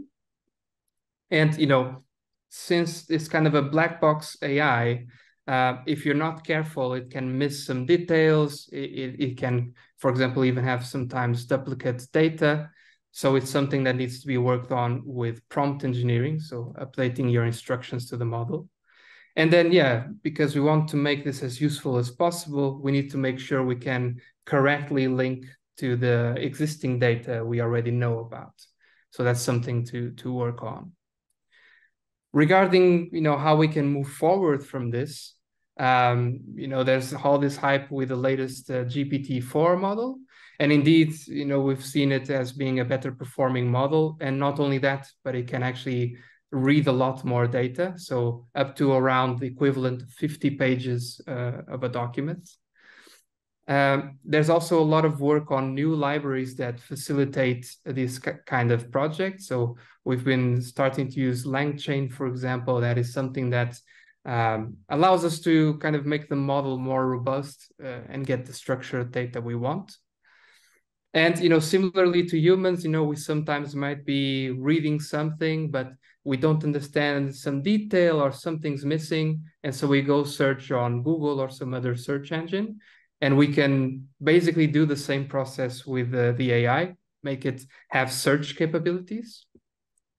And then, we're talking mostly about coal power plants in this case, but it can be applied to a lot of different domains. Previously, we were talking about healthcare is something that can be applied to, but even in the power sector, we can try to extract data, for example, for renewables and other assets.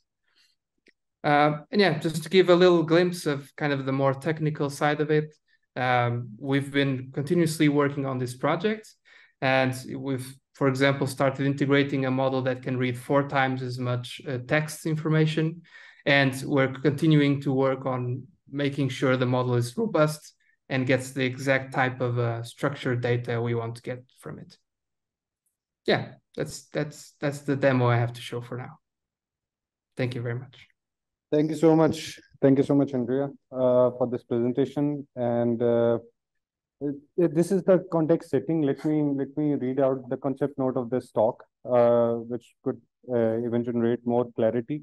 Climate change is a complex and urgent global emergency that requires collaboration from experts across various disciplines. Artificial intelligence can play a crucial role in processing vast climate data sets, which enable us to deploy the early warning systems and to identify the predictive models. Climate change studies involve multi-layer sophisticated systems with countless variables, and AI models have already proven helpful in climate forecasting, like we have CMIP6 today, and in manufacturing, agriculture, and specifically in smart grid systems of energy. Today, to move capital and scale up investment in climate solution, financial institutions need robust analysis for the companies, like moving toward transition zero, how they can make their carbon footprint zero. But currently, these analyses are available for few hundred companies like Amazon and Apple, the big tech companies. The reason for that is we need to maintain, for these kind of analysis, we need to maintain robust data sets, which are highly up to date. Well, technological innovations are increasingly in demand for action, and government corporations are actively achieving this net zero target in every sector around us. Pakistan, being a climate-related data scarce country, could benefit from involvement of numerous public and private organizations to transform the climate data ecosystem in the region. As we all know, the upcoming COP28 is basically on the global stocktake. And for that, we need to, climate change poses significant challenges, also offer economic opportunities for transitioning toward net zero society.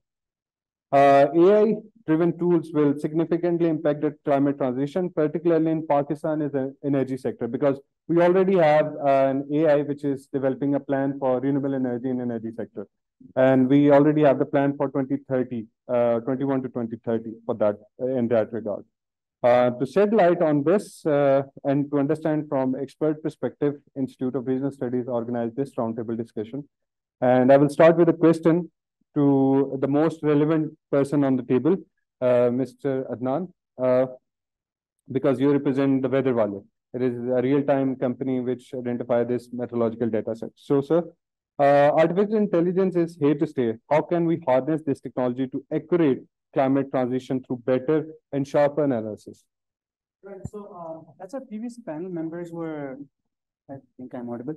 As our previous panel members were mentioning, the foundations of AI lie in primarily the infrastructure first. So you need to have the infrastructure to be able to collect the data that you need for AI to be able to function. Weather Walay is Pakistan's first private weather company. We're in the process of deploying our own automated weather stations all across the country. We currently have 130 weather stations already deployed, and we're forecasting to deploy about 250 in total in the next year and a half. So we're playing our part in being able to collect mass amounts of weather data, hyper-local weather data for the country, right? So that's primarily the role we have to start playing as a startup, as an organization, and as a private sector entity, right? So build that infrastructure on the basis of which we can then become manufacturers of weather information. And then the use cases just keep on increasing. And I can give you examples, which I will, as the talk goes on, but that's what's important, to build the infrastructure which can help you collect the data that you need so that you can apply AI learning models, data analysis even perhaps, to come up with smarter decisions, etc., in all fields and all users of weather information. So that's where we're starting. That's where we've started. And obviously, we're trying to build our AI models, data models on top of it. So it's not like we're saying we're going to wait for everything to get built and then we're going to build our AI models. We're also developing our models, our algorithms on weather collection, weather management along with that. So that's the role that we're playing as Pakistan's first private weather company. So, yeah. Well, I think it's very important to build these kind of things because today we have a problem of nowcasting. We cannot predict how certain the rain gonna be in the next 90 minutes or in the next 2 days. We can predict that, we can forecast that, but the prediction is not always correct. So the nowcasting is the problem today, and for that as rightfully mentioned, we need localized data sets, better data sets. Having said that, I think the more companies we have, like Weather Valley in Pakistan, the more better the performance of meteorological data sets. Hydrometeorological disasters could be handled in a much better way. So just getting back to Andrea, I have a next question for you. If you can read me, if you can listen me, what incentives can better support this net zero alignment and measurements of the asset portfolios? Just to be known that these companies can to survive in a better manner. Yeah, well, I think there's a lot that can be done there. I think particularly with assets and with most aspects of society, the big priority is to first clean up and diversify the energy mix. This will always have a great impact on reducing the emissions of all sectors.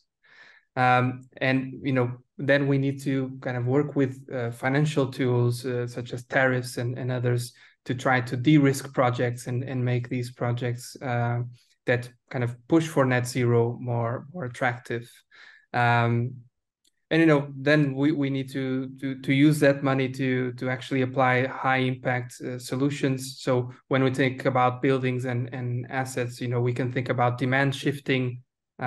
So using more energy intensive operations when the electricity is cleaner. This is something where open data and AI can be helpful. And even, optimization of systems such as heat and cooling are things that, again, AI and open data can be of use. So yeah, as long as you have the financial incentives and the right kind of tools to collaborate and optimize these processes, you can strive for net zero.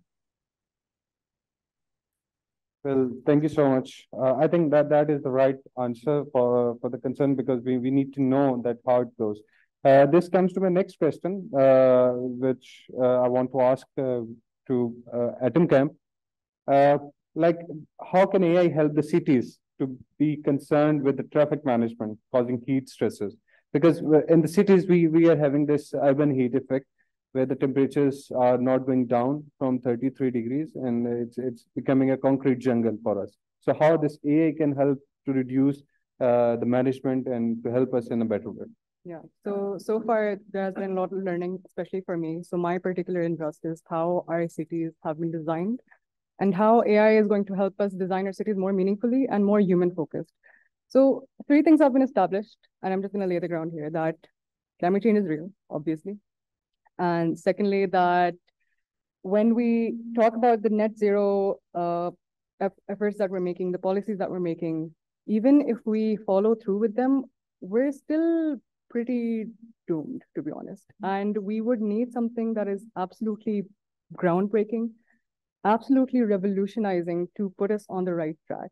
And we're lucky that we're in an era where we have something like AI that can actually counter the catastrophe that we're heading towards. Because right now, the biggest issue of our time, the most urgent issue, is climate change. And that is the thing we have to think about the most. And that is where we have to very meaningfully reflect on how we can use AI, harness the power of AI to produce such solutions that can actually focus on that. So when we talk about heat stressors, I'm just going to keep it really simple. We already know that climate change is happening and our temperatures are rising. So in our summers, we know that temperatures are very intense already. Now, because our cities are so car focused, they're not designed for humans. So what happens is this whole effect is multiplied twofold. What happens is that our cities are made of concrete structures and asphalt, and these are very heat absorbent. So that creates a higher pressure of heat within our urban environments.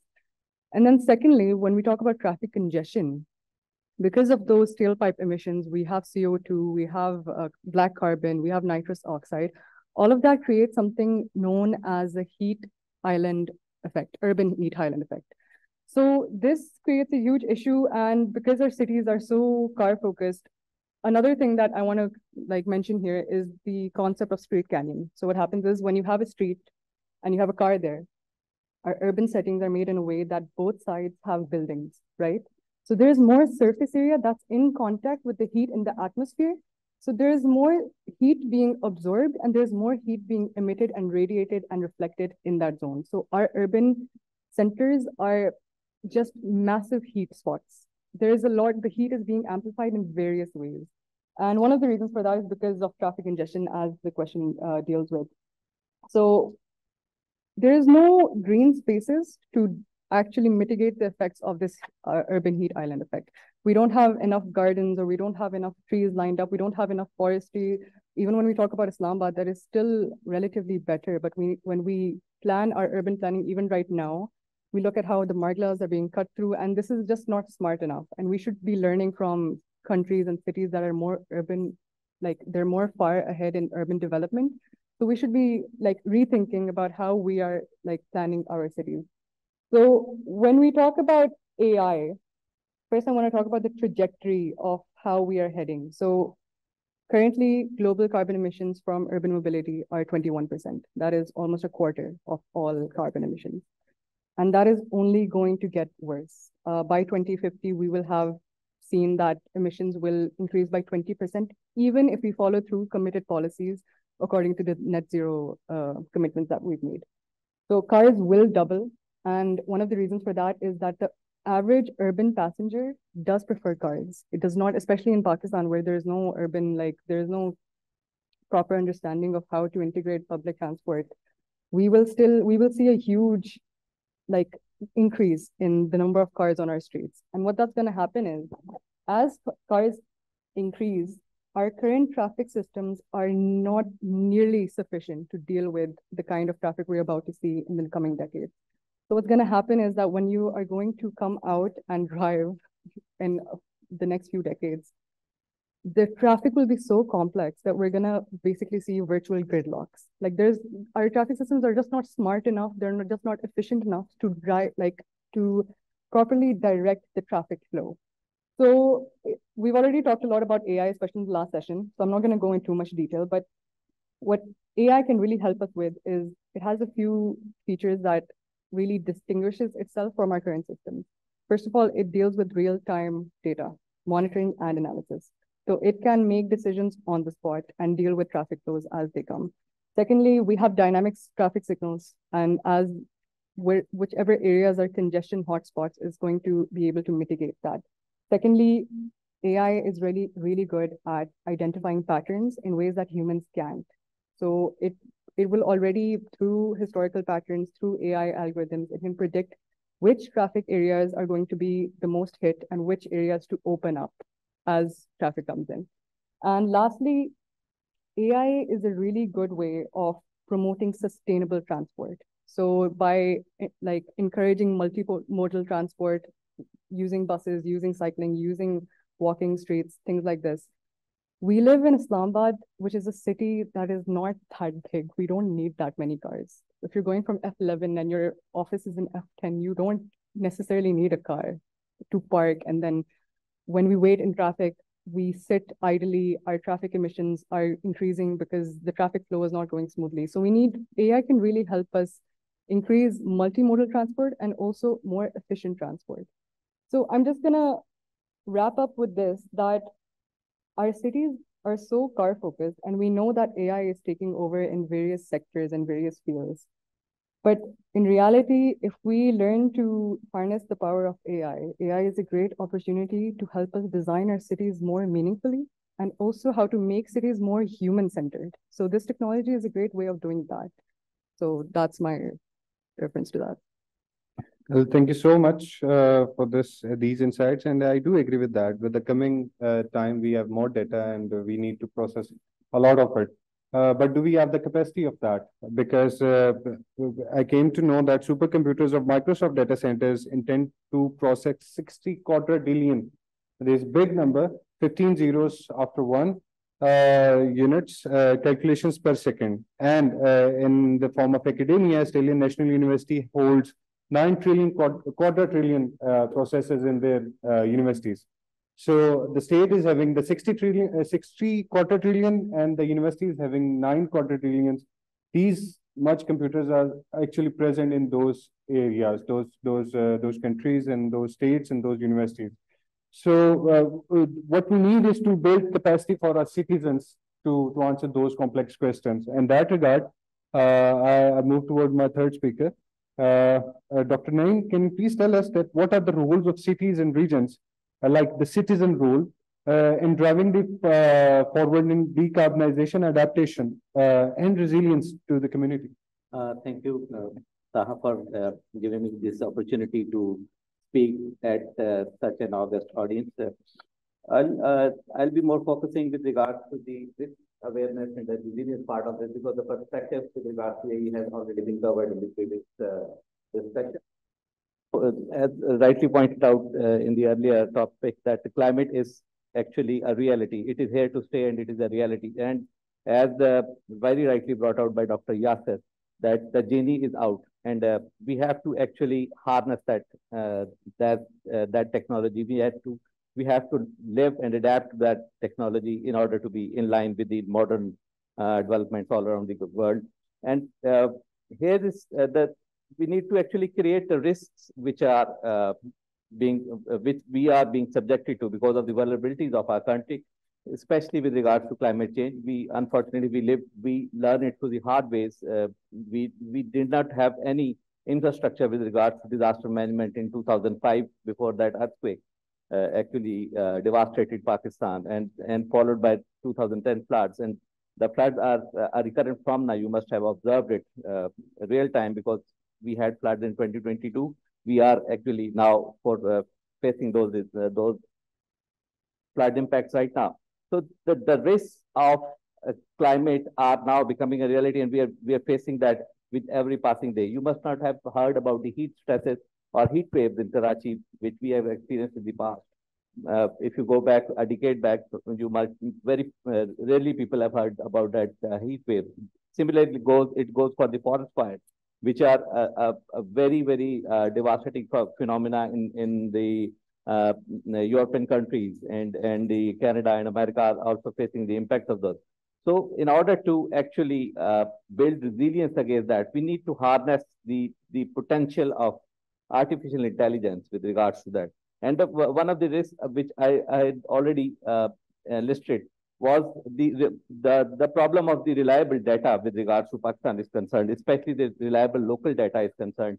We are not sure that the data on which we are going to base our model would be that reliable to give us the reliable results. You must be agreeing with me that every model has a garbage in and a garbage out. That means if you feed in a wrong data, you are going to get the wrong results, and you will not be able to make informed decisions with regards to those results which you obtain from that. So in order to build the capacities, you need to have very robust infrastructure which are developed. One of our colleagues just mentioned here that they are actually developing the weather data.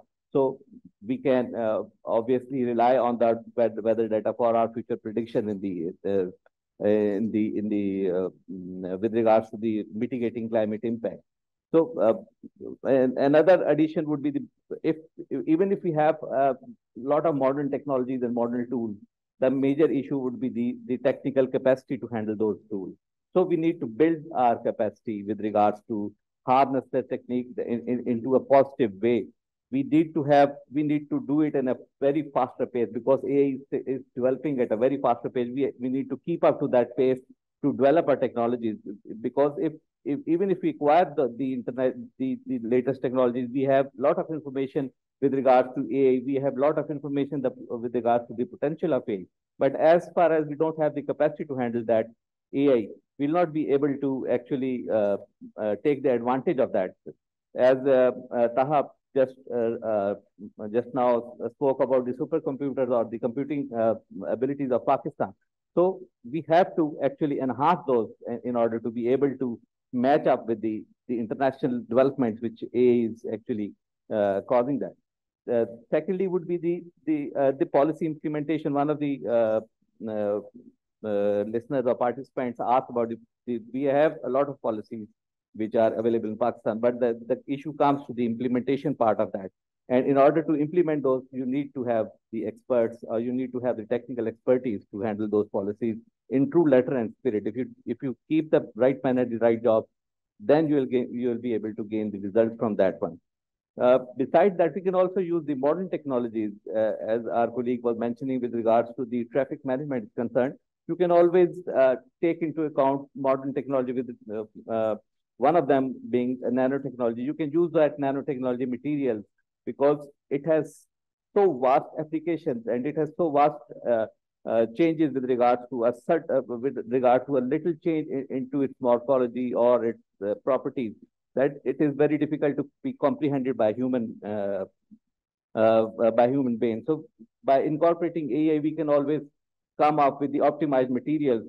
It is being used in Japan to actually mitigate the environmental impact. They are making the curbstones because of that. They are using it in paints in order to address the air pollution issues.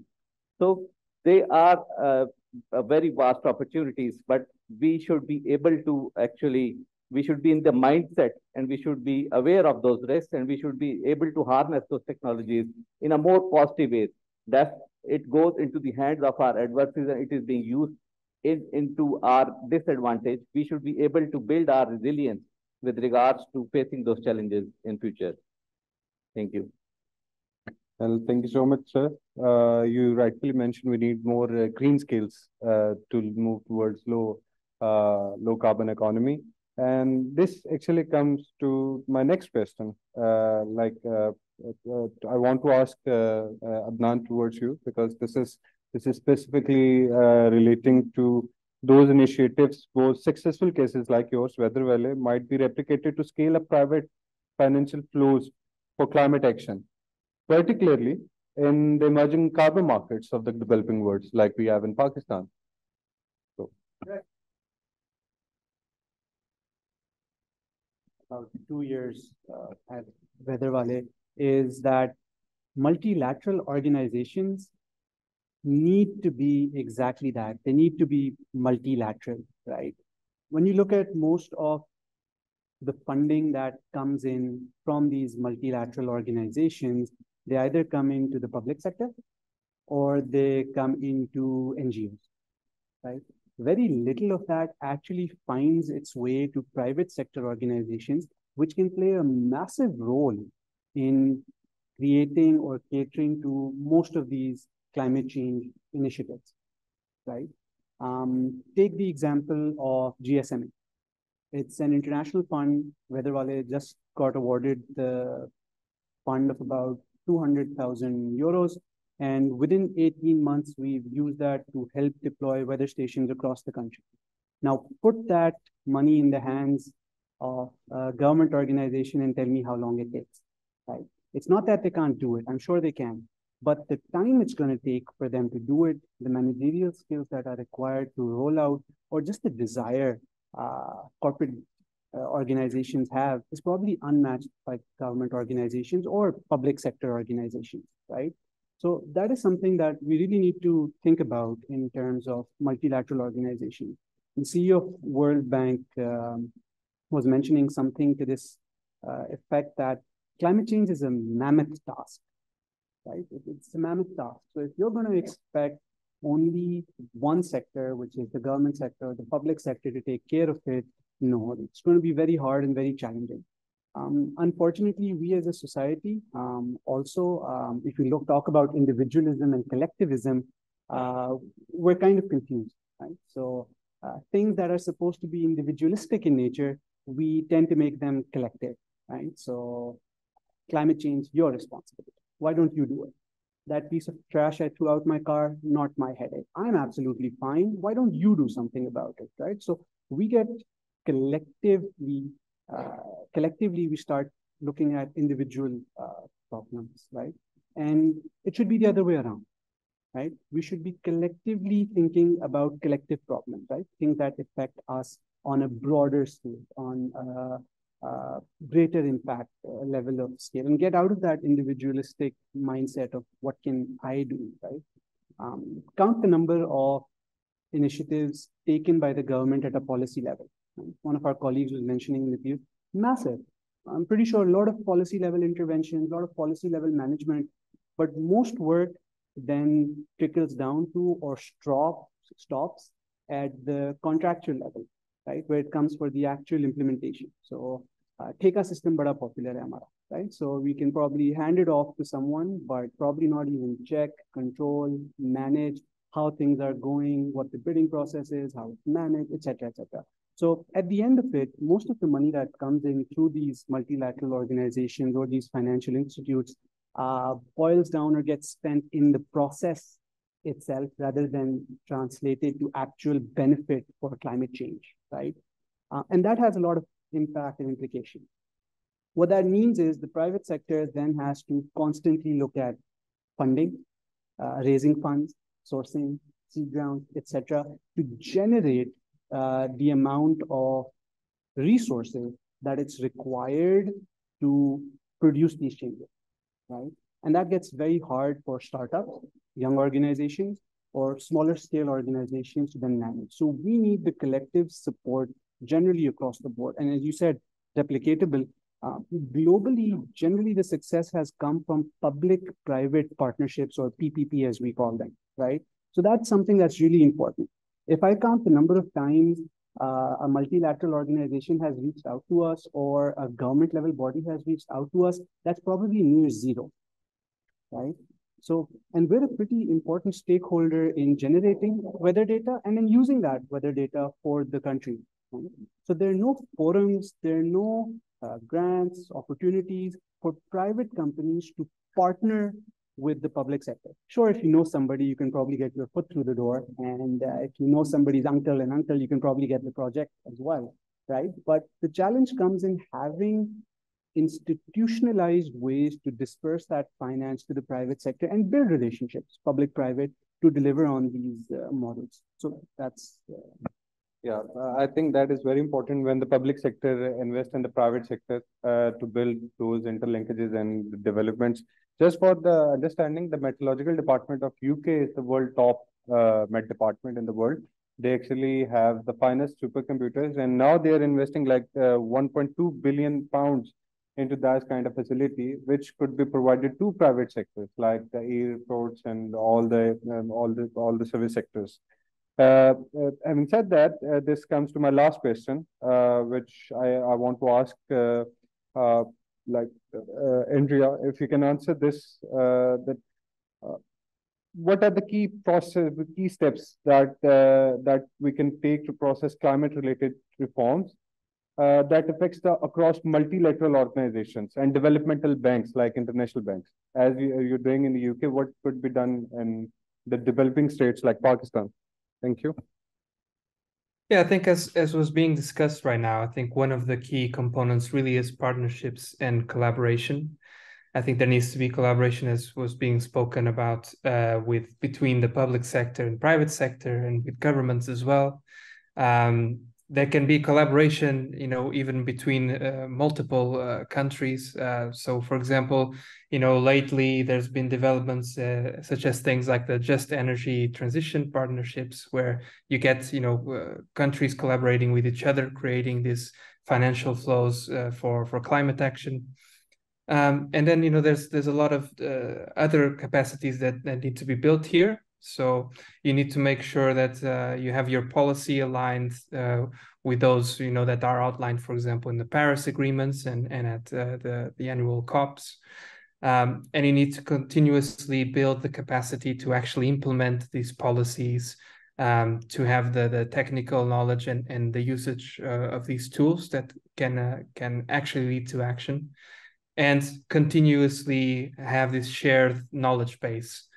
So this kind of information of the data and the knowledge that is being built here needs to be shared for further collaboration. I think, when we have organizations such as TransitionZero, we try to provide the tools that can help actually with this part of sharing the knowledge and getting the technical assistance that is required for this. So, for example, just to give a few examples, we have these services like the coal asset transition tool. So there we can, for example, plan out how to finance coal power plant retirement and how to actually go about planning these processes of going from coal power to renewables and other types of clean energy sources. And as I was demonstrating in the presentation, we also have energy systems modeling, where we can plan with decades ahead how we can best change our power grid so that we can reach net zero. So again, I think just to recap this, I think that this collaboration and partnerships are key.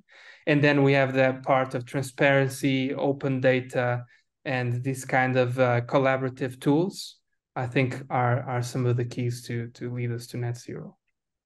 Well, thank you so much. The session is now open for the Q&A session. If anyone wants to ask, please introduce yourself and right afterwards ask a question. Yeah.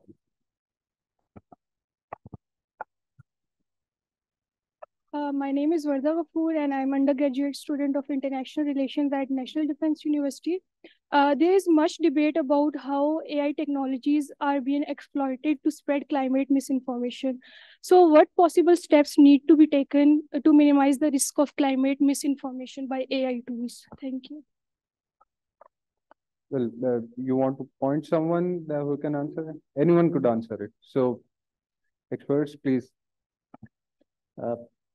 I think actually we have already discussed with regard to the reliability of the climate data. If we have the sources with regard to reliability climate data, and we are able to forecast or predict with future scenarios based on those data, unfortunately the local availability of local data in with regards to Pakistan is an issue at this moment. But as time progresses, as we develop our institutions with regard to that, we'll have, once we have access to the reliable climate data, only then we will be able to actually take care of such false information. It is not as far as the climate change is concerned, it is with regards to every aspect which is being spread. And if you don't have the access to the information, if you don't have the access to the accurate information, you are liable to fall prey to that misinformation. So we need to actually make people informed. They should be well in picture what steps are being taken, and they should be well conversant with the realities with regards to this different aspects, including climate change. And then only then they will be able to judge between right and wrong. But at this moment, it is a bit of difficult. But as we build the capacities with regards to the technical expertise and all that, we'll definitely be able to address that issue in the near future. So, anyone else want to ask question? Yeah, sure.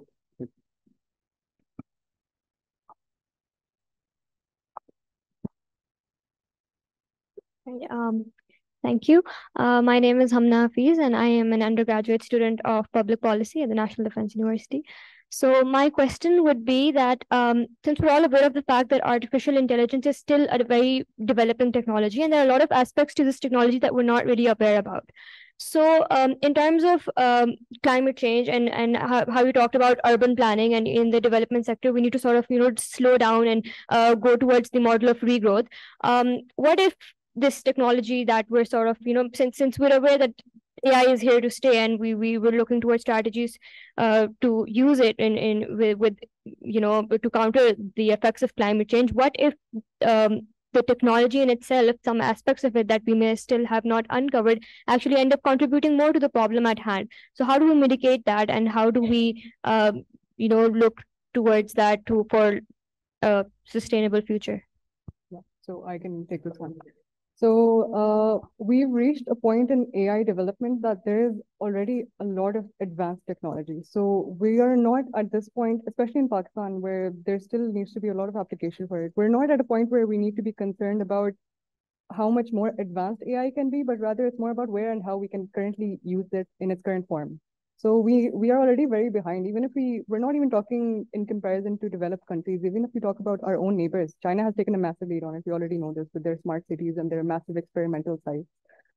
Even in India, if you look at Bengaluru or other cities, like they are using these, if we talk about it in the context of traffic congestion and things like this kind of AI technology we can already apply. So more advanced versions, we can definitely get to that question once we reach that point. But right now, we are at a very basic level of trying to understand how to use the current form of AI that we have.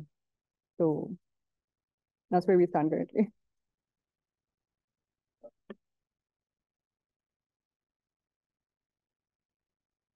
As my fellow panelists just mentioned, that using data or where to use it or how to use it it's very important, right?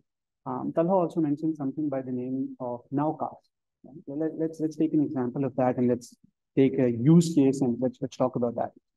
The agricultural sector is perhaps the largest consumer of weather data, right? We have 90% small landholding farmers. They have less than 5 acres of land, and they're all about managing that piece of land, using fertilizers, pesticides, etc., right? Now, if somebody at that scale, at that level, invests 15,000, 20,000 in spraying pesticide, insecticide on his crop, on his thing, and then there's rainfall the next day, that's gone, right? And for somebody who's farming off of agricultural land, that's a massive impact, right? So imagine being able to provide that advisory service to one of our largest sectors and tell them, hey, listen, you can't tell right now, but there's rain coming. Here's a proactive advisory on what to do or how to cater for, or perhaps not to do, right? And then the agriculture use cases just keep on building in terms of irrigation, in terms of, so if we can even leverage nowcast or current weather data to benefit use cases in various sectors, we'll be far better off as an economy, as a country, because let's be honest, resources are pretty scarce and they're only going to get scarcer.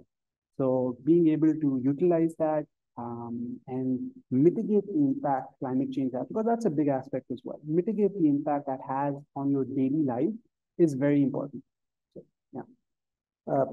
I'd like to add to, one thing with regards to an example.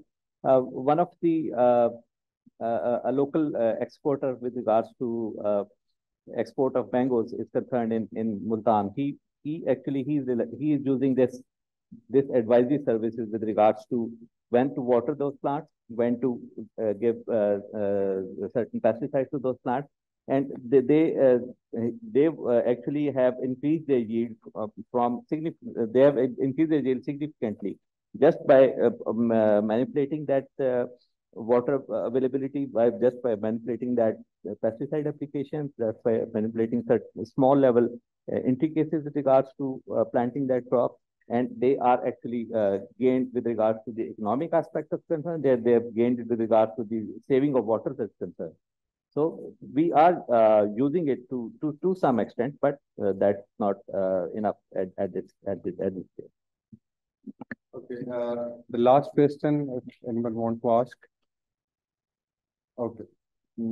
Go.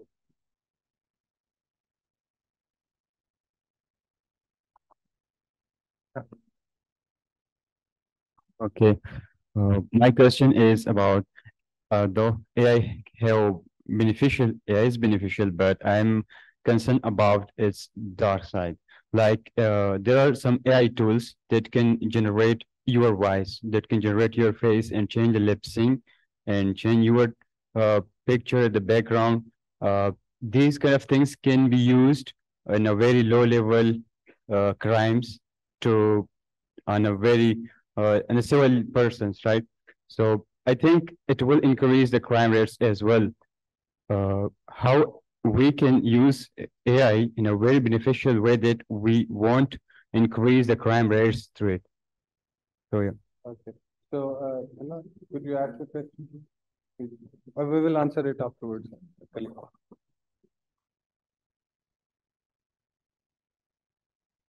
Just remain brief and short to the point.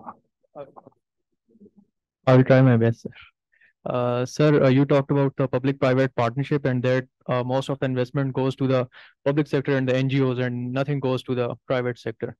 So rationale behind this is common rationale is that the public sector has an incentive. Their incentive is just at least in theory the public welfare. They're not working for the profit. The private sector, on the other hand, it is working for the profit. The corporate sector, it has to maximize its profit. Especially in countries like Pakistan, we see that the corporate sectors compromise on various things to maximize their profits. So how will you convince the people that they give incentives to you to fight off a challenge of the public welfare nature, like climate change, rather than funding the NGOs or the public sector? Thank you. So, speakers, the danger side, the dark side of, I think that's more relevant to the first session. The second question is more relevant to us, that the private sector works for profits. So how we can channelize the ethics of it? So essentially, you rightfully pointed out, right, at the fundamental root of an organization is the generation of profit, the maximization of profit. What you need to understand is that one of the biggest contributors to that profit is sustainability. So organizations that make the most profit aren't the ones that make the quick buck, aren't the ones that turn over quick money and then they keep it. The ones that make the most profit, or there's a fantastic book I'd recommend, Built to Last, for that matter, right? Organizations that focus on sustainability and actually giving value to their customer and their consumer, right? They generate the most profit. So even if the private sector's interest is profit, it is in their best interest to serve their customer. For example, the organization literally lives in about 20 million pockets right now, right? I can promise you right now, so many people are browsing their phones. None of them has or is using an offline app at the moment. They're all using an online app, right? They're probably trying to get real-time information or data. And we have a responsibility, in order to maximize our profit, to give you the most accurate, reliable, best possible data that we can. Because if we give you a forecast or a nowcast, for example, and you look up and say, it's not raining, what is this? I'm going to delete the app tomorrow, right? We lose out on a potential customer, right? So any organization that's in it for profit maximization in the long run needs to cater for sustainability. Otherwise, they're probably not going to survive and they're not going to be there for a very long time. And to add to that, one metric that we can use is sort of a financial analysis of the organization itself. Is it just relying on external funds to create growth and then perhaps disappear? Or is it relying on its own revenue stream and it has a proven business model which can add value, right? We're from the latter. We're self-sustaining. We have our own revenue streams. We're not looking towards funding in the sense for CAPEX, etc. We're self-sustaining. We're going to get where we want to get in about 5 years. But with public-private partnerships, we can probably get there in 2. That's the difference. Just a comment on the question. Although this does not relate to this panel discussion, but with regards to resilience is concerned, as our topic was, one of the topic was resilience, you need to build resilience in order to actually mitigate or adapt to such type of impact which AI is causing. And to build resilience, you need to develop your capacity. You need to have robust infrastructures developed. You need to have modern technology usage. You need to adapt to the developing scenarios which are being internationally followed, so that you can make a decision, you can make an informed decision that whether the data you are getting or whether the information you are getting is it reliable or is it fake. So you need to adapt to that. Yeah, thank you so much. And to this, the world is moved. The world weather represents a weather paradox. We are not living in the age of average anymore. We are living in the age of extremes now. So in many regions, conditions are unprecedented, and we are not familiar to these conditions if we look at the past. So yet we are also more predictable than ever before in forecasting. Having said that, I welcome our President, Ambassador Naeem Riaz, for the concluding statement for this conference. Thank you.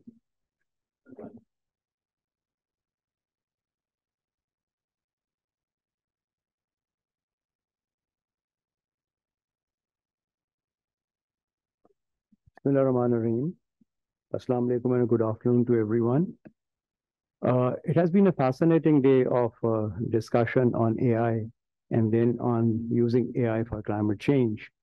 Right at the very outset, I would like to thank Amna Malik Saiba, COPER, as well as Team IRS for organizing this event. My special thanks go out to all the panelists for being here and for sharing their views with the audience. It's a very important subject, what we have been discussing and talking about since this morning. We live in an era of artificial intelligence. It's something which is here to stay. It is something which we use and we have become used to using with every passing minute and with every passing second. It has its strengths and it has its weaknesses. And what are the strengths? Quick responses, analyzing data, providing solutions, making our life much easier. And what are the negatives? Data hacking, cyber attacks, using this very artificial intelligence for detrimental purposes. So where do we stand? We live in a dilemma of ethics. And like a speaker said, you have to be aware of your ethical values. If you don't have the ethical values, obviously you have a tool at your hand which you can use to destroy others. But at the same time, if used with ethics, could you please shut off the mobile telephone? Thank you. So if you use it with ethical values, then it is something which benefits you. To give a very coarse example, it's like electricity. If you use electricity with caution, it assists you. And if you put your hand in the plug, you can be electrocuted and you can die.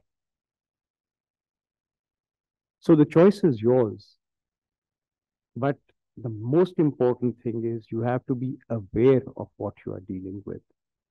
Such sessions, such discussions provide that awareness, provide that knowledge to everyone to look at this technology which is now at our hands.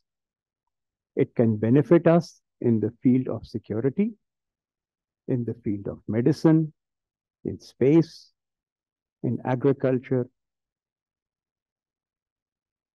in human development. And let's move on to climate change. We are the country which is the 8th most affected country in the world. We go through losses, we go through floods, droughts, water shortages. From a food secure country, we have become a food insecure country. We still have age-old methods of cultivation. We don't believe in crop rotation. We use crop which is water intensive. We have old systems of predictability of the weather patterns.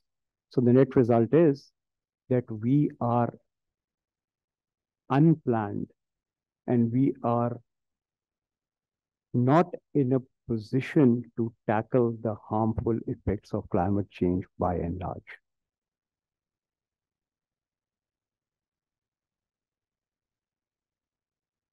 Early warning weather systems, early warning systems which can predict disasters are available, but are we using them? So I leave you with this thought. And then the use of artificial intelligence and use of technology can assist us in dealing with complex issues. But behind every machine, there is a man. So even if artificial intelligence is here to stay, the human intelligence will always prevail on top of it. It will chisel it for its benefits, as well as a warped mind will chisel it for detrimental purposes. So what's the way forward? A better awareness of artificial intelligence and climate change. We need to develop the necessary infrastructure, because minus the infrastructure, the software cannot run. You have to build the capacity of your personnel. You have to train the people. You need to collect the right data. And like one of the esteemed panelists said, the wrong data will give the computer a wrong message and a wrong solution will be proposed. So we have to be honest and transparent in the collection of data. Unfortunately, we lack the necessary data. We definitely require proper legislation to protect your identities, to protect the data which goes on the net, and to protect the necessary cyber attacks. We put great reliance in the government, but in today's world, not even in very developed countries, the government can do everything. So public-private partnership is the way forward. We make great policies, we rarely implement them. The policies made by one government are trashed by the others. So the net result is you live in a policy dilemma. Even the policies which are there, they are not implemented.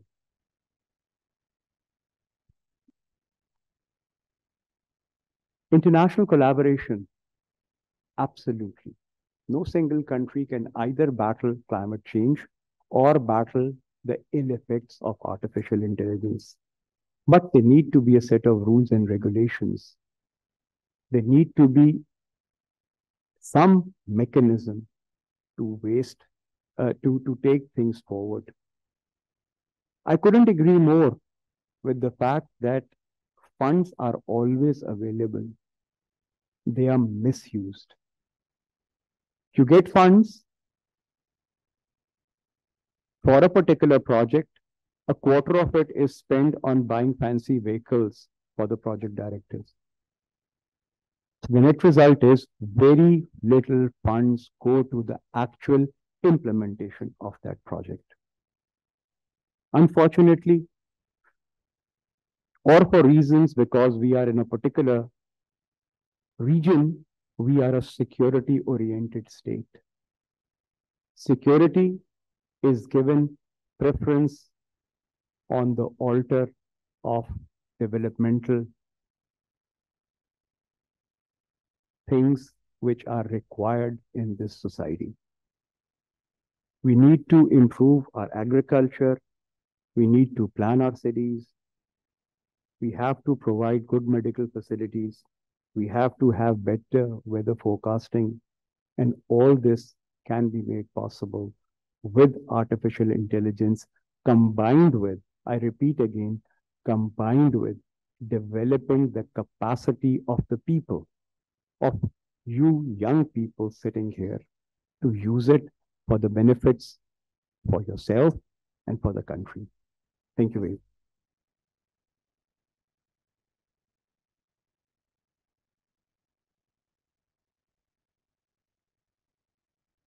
Thank you so much, everyone, to the audience and to all the speakers who spared their time to be here and share their analysis with us. Now we'll move towards the lunch. It's been served outside. And for everyone who has not gotten the chance to ask a question, the speakers would be there and you will be able to interact with them. Thank you so much.